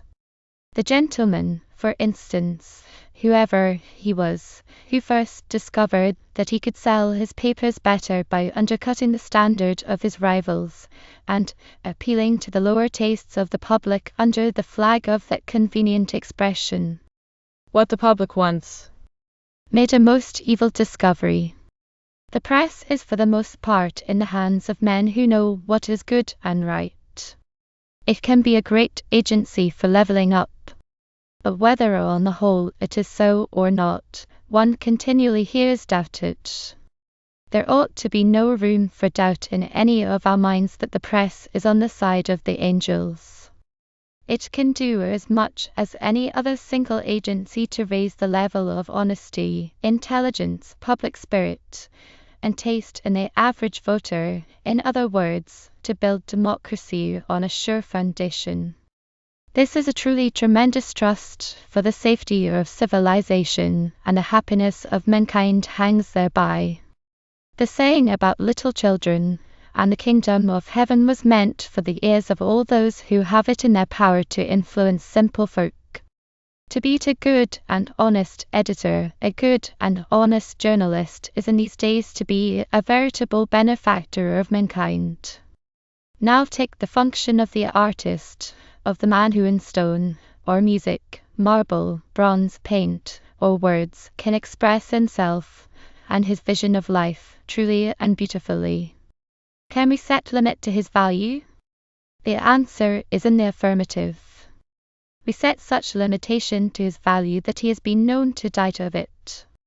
And I would only venture to say here that if we don't increase the store we set by him, we shall, in this reach-me-down age of machines and wholesale standardizations, emulate the Goths who did their best to destroy the art of Rome, and all these centuries later, by way of atonement, have filled the Theatergarten at Berlin and the city of London with peculiar brands of statuary, and are always writing their names on the Sphinx. I suppose the hardest lesson we all have to learn in life is that we can't have things both ways.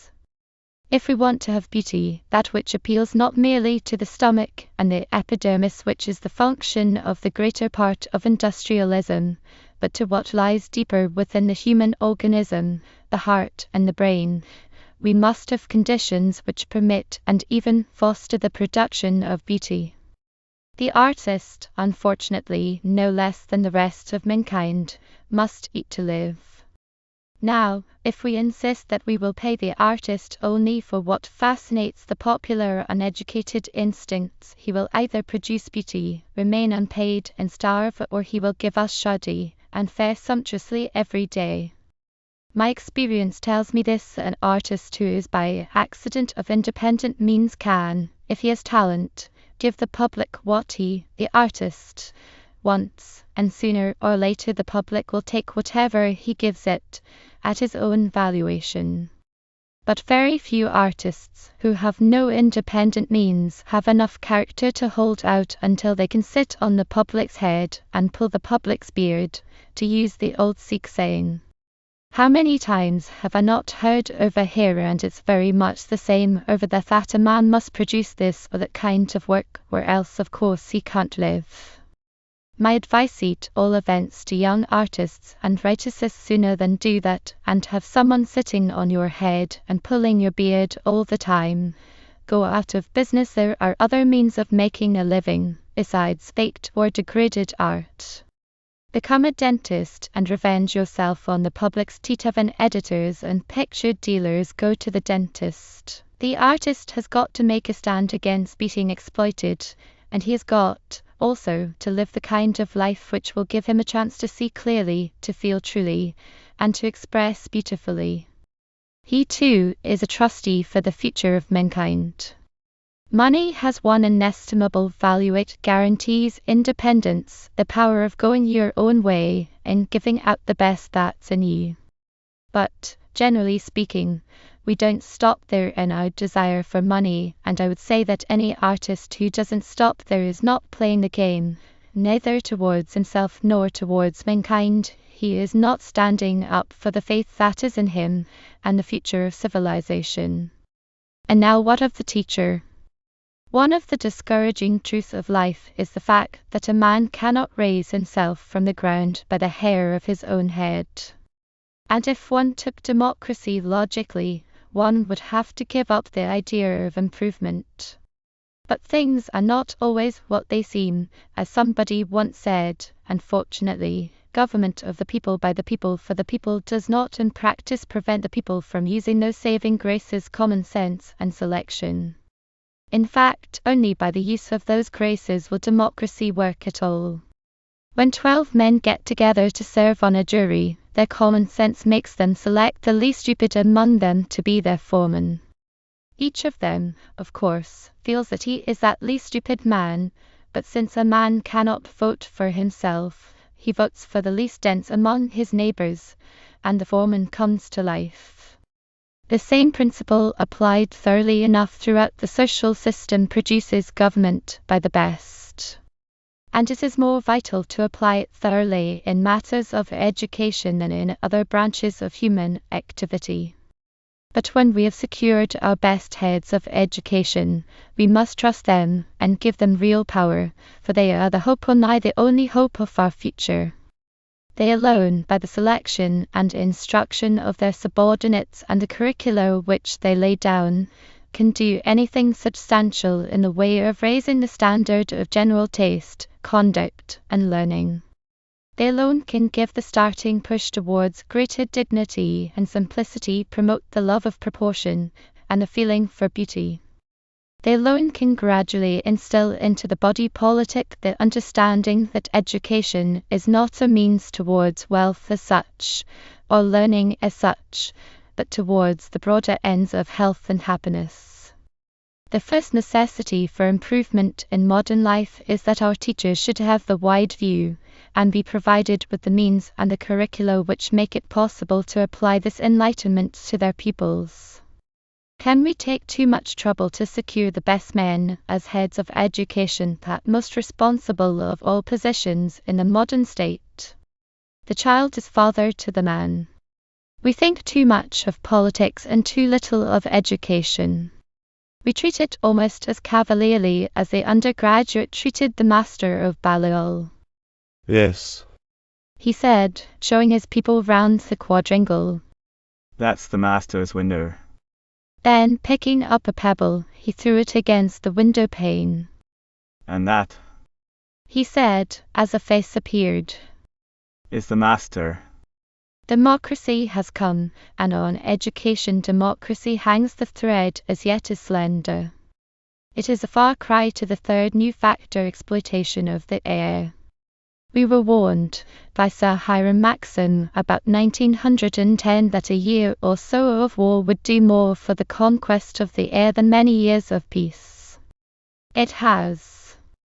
We hear of a man flying 260 miles in 90 minutes of the Atlantic, beating flown in 24 hours of airships which will have a lifting capacity of 300 tons of air may routes all over the world. A time will perhaps come when we shall live in the air, and come down to earth on Sundays. I confess that, mechanically marvelous as all this is, it interests me chiefly as a prime instance of the way human beings prefer the shadow of existence to its substance.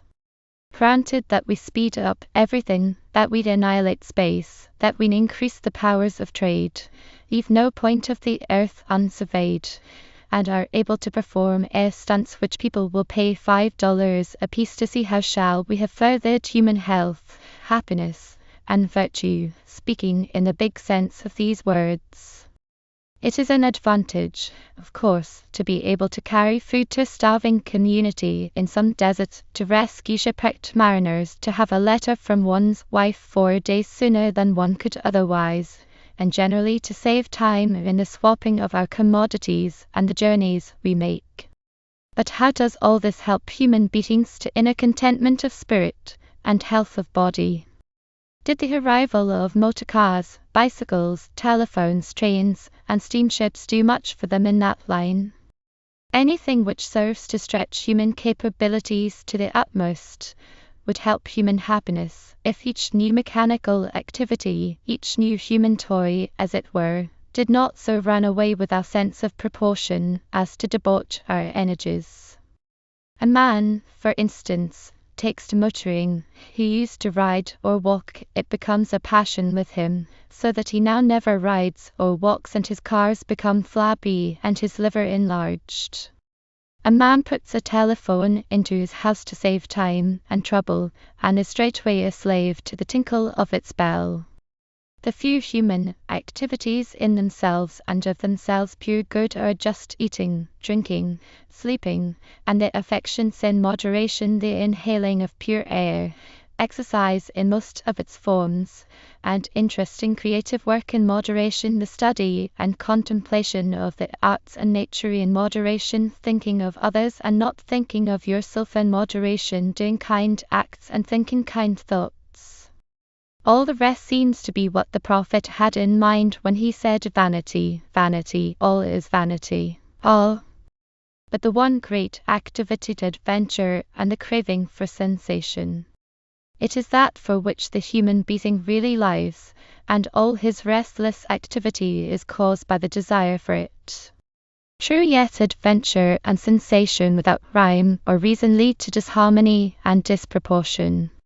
We may take civilization to the South Sea Islands, but it would be better to leave the islanders naked and healthy than to improve them with trousers and civilization off the face of the earth. We may invent new cocktails, but it would be better to stay dry. In mechanical matters I'm reactionary, for I cannot believe in inventions and machinery unless they can be so controlled as to minister definitely to health and happiness, and how difficult that is. In my own country the townsman has become physically inferior to the countryman speaking in the large, and I infer from this that we British at all events are not so in command of ourselves, and how wonderful inventions and machines that we are putting them to uses which are really beneficent. If we had proper command of ourselves, no doubt we could do this, but we haven't, and if you look about you in America, the same doubt may possibly attack you. But there is another side to the exploitation of the air which does not as yet affect you in America as it does us in Europe, a destructive side. Britain, for instance, is no longer an island. In 5 or 10 years it will, I think, be impossible to guarantee the safety of Britain and Britain's commerce by sea power, and those who continue to pin faith to that formula will find themselves nearly as much back-numbered as people who continue to prefer wooden ships to iron, when the Iron Age came in. Armaments on land and sea will be limited not, I think, so much by a League of Nations, if it comes, as by the common sense of people who begin to observe that with the development of the powers of destruction and of transport from the air, land and sea armaments are becoming of little use.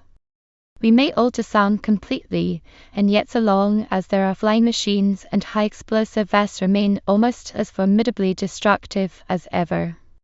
So difficult to control, so infinite in its possibilities for evil and so limited in its possibilities for good, do I consider this exploitation of the air that, personally, I would rejoice to see the nations in solemn conclave agree this very minute to ban the use of the air altogether, whether for trade, travel, or war, destroy every flying machine and every airship, and forbid their construction. That, of course, is a consummation which will remain devoutly to be wished. Every day one reads in one's paper that some country or other is to take the lead in the air. What a wild goose chase we are in for! I verily believe mankind will come one day in their underground dwellings to the annual practice of burning in effigy the guy whoever he was who first rose off the earth. After I had talked in this strain once before, a young airman came up to me and said, Have you been up? I shook my head. You wait. He said, When I do go up I shall take great pains not to go up with that one. We come now to the fourth great new fact of Bolshevism and the social unrest. But I am shy of saying anything about it, for my knowledge and experience are insufficient. I will only offer one observation. Whatever philosophic cloak may be thrown over the shoulders of Bolshevism, it is obviously, like every revolutionary movement of the past, an aggregation of individual discontents, the sum of millions of human moods of dissatisfaction with the existing state of things, and whatever philosophic cloak we drape on the body of liberalism, if by that name we may designate our present social and political system, that system has clearly not yet justified its claim to the word evolutionary, so long as the disproportion between the very rich and the very poor continues as hitherto it has to grow. No system can properly be called evolutionary which provokes against it the rising of so formidable a revolutionary wave of discontent. One hears that cooperation is now regarded as be a Jew. If that be so, it is because cooperation in its true sense of spontaneous friendliness between man and man has never been tried. Perhaps human nature in the large can never rise to that ideal. But if it cannot, if industrialism cannot achieve a change of heart, so that in effect employers would rather their profits beyond a quite moderate scale were used for the amelioration of the lot of those they employ, it looks to me uncommonly like being the end of the present order of things, after an era of class struggle which will shake civilization to its foundations. Being myself an evolutionist who fundamentally distrusts violence, and admires the old Greek saying, God is the helping of man by man, I yet hope it will not come to that. I yet believe we may succeed in striking the balance without civil wars. But I feel that speaking of Europe it is touch and go. In America, in Canada, in Australia, the conditions are different, the powers of expansion still large, the individual hopefulness much greater. There is little analogy with the state of things in Europe, but whatever happens in Europe must have its infectious influence in America. The wise man takes time, but the foolican goes in front of events. Let me turn away to the fifth great new fact in the impetus towards a League of Nations. This, to my thinking, so wholly advisable, would inspire more hopefulness, if the condition of Europe was not so terribly confused, and if the most salient characteristics of human nature were not elasticity, bluntness of imagination, and shortness of memory. Those of us who, while affirming the principle of the League, are afraid of committing ourselves to what obviously cannot at the start be a perfect piece of machinery, seem inclined to forget that if the assembled statesmen fail to place in running order now some definite machinery for the consideration of international disputes, the chance will certainly slip. We cannot reckon on more than a very short time during which the horror of war will rule our thoughts and actions. And during that short time, it is essential that the League should have had some tangible success in preventing war. Mankind puts its faith in facts, not theories in proven, and not in problematic, success. One can imagine with what profound suspicion and contempt the armed individualists of the Neolithic age regarded the first organized tribunal, with what surprise they found that it actually worked so well that they felt justified in dropping their habit of taking the lives and property of their neighbors first and thinking over it afterwards. Not till the tribunal of the League of Nations has had successes of conciliation visible to all, will the armed individualist nations of today begin to rub their cynical and suspicious eyes, and to sprinkle their armor with more powder. No one who, like myself, has recently experienced the sensation of landing in America after having lived in Europe throughout the war, can fail to realize the reluctance of Americans to commit themselves, and the difficulty Americans have in realizing the need for doing so. But may I remind Americans that during the first years of the war there was practically the same general American reluctance to interfere in an old world struggle, and that in the end America found that it was not an old world, but a world struggle. It is entirely reasonable to dislike snatching chestnuts out of the fire for other people, and to shun departure from the letter of cherished tradition, but things do not stand still in this world. Storm centers shift, and live doctrine often becomes dead dogma. The League of Nations is but an incorporation of the cooperative principle in world affairs. We have seen to what the lack of that principle leads both in international and national life. Americans seem almost unanimously in favor of a League of Nations, so long as it is sufficiently airy, perhaps one might say hot-airy, but when it comes to earth, many of them fear the risk. I would only say that no great change ever comes about in the lives of men unless they take risks. No progress can be made. As to the other objection taken to the League, not only by Americans that it won't work, well, we shall never know the rights of that unless we try it. The two chief factors in avoiding war are publicity and delay. If there is some better plan for bringing these two factors into play than the machinery of a League of Nations, I have yet to learn of it. The League, which, I think, will come in spite of all our hesitations, may very likely make claims larger than its real powers, and there is, of course, danger in that. But there is also wisdom and advantage, for the success of the League must depend enormously on how far it succeeds in riveting the imaginations of mankind in its first years. The League should therefore make bold claims.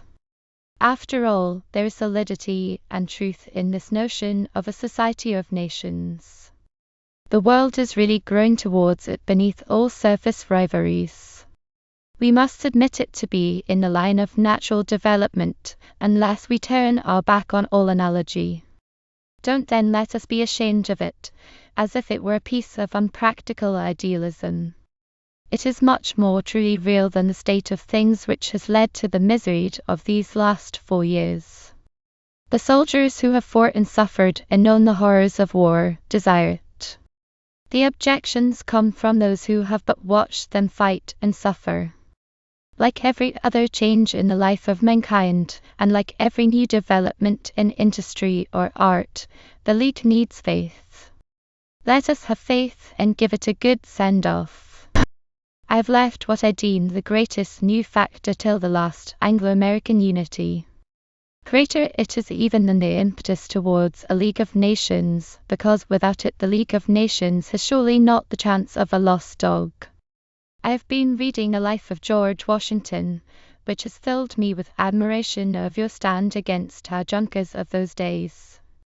And I am familiar with the way we outraged the sentiment of both the North and the South in the days of your Civil War. No wonder your history books were not precisely Anglophile, and that Americans grew up in a traditional dislike of Great Britain. I am realist enough to know that the past will not vanish like a ghost just because we have fought side by side in this war, and realist enough to recognize the other elements which make for patches of hearty dislike between our peoples. But, surveying the whole field, I believe there are links and influences too strong for the destructive forces, and I am sure that the first duty of English and American citizens today is to be fair and open to understanding about each other. If anyone will take down the map of the world and study it, he will see at once how that world is ballasted by the English-speaking countries, how, so long as they remain friends, holding as they do the trade routes and the main material resources of the world under their control, the world must needs sail on an even keel. And if he will turn to the less visible chart of the world's mental qualities, he will find a certain reassuring identity of ideals between the various English-speaking races, which form a sort of guarantee of stable unity. Thirdly, in community of language, we have a factor promoting unity of ethics, potent as blood itself, for community of language is ever unconsciously producing unity of traditions and ideas. Americans and Britons, we are both, of course, very competitive peoples, and I suppose consider our respective nations the chosen people of the earth. That is a weakness which, though natural, is extremely silly, and merely proves that we have not yet outgrown provincialism. But competition is possible without reckless rivalry. There was once a bootmaker who put over his shop men's consi erecti, a mind conscious of right. He did quite well, till a rival bootmaker came along, established himself opposite, and put over his shop the words men's, women's, and children's consi erecti, and did even better. The way nations try to cut each other's commercial throats is what makes the stars twinkle that smile on the face of the heavens. It has the even more ruinous effect of making bad blood in the veins of the nations. Let us try playing the game of commerce like sportsmen, and respect each other's qualities and efforts.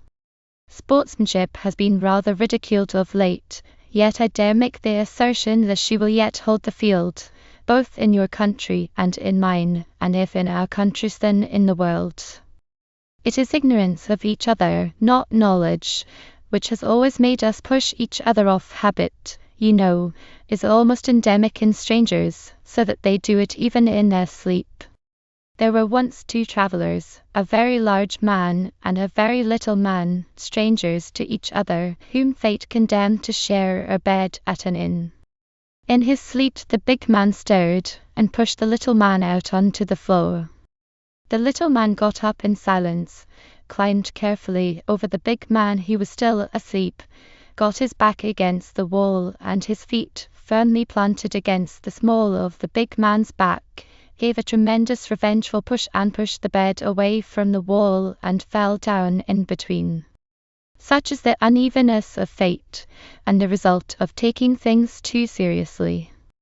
America and England must not push each other out, even in their sleep, nor resent the unconscious shoves they give each other too violently.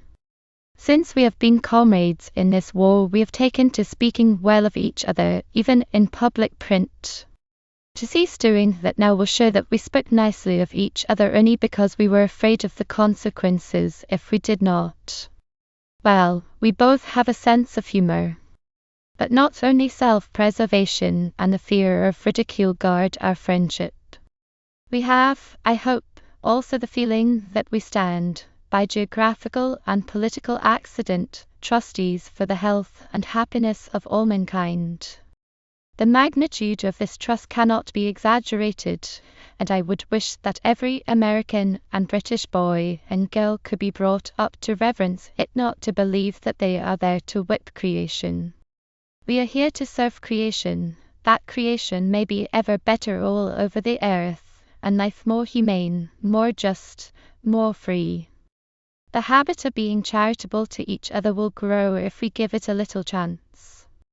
If we English-speaking peoples bear with each other's foibles, help each other over the stiles we come on, and keep the peace of the world, there is still hope that some day that world may come to be God's own.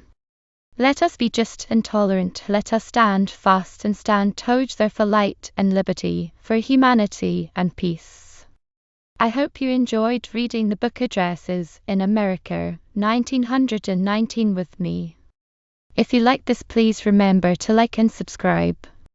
Please visit at Adonomy if you want to see different types of videos we produce. For statistics on our videos, visit at Adonomy Core. Visit our story reading channel website at https://adonomy.com/adonomy project/adonomy stories/. Happy YouTube travels!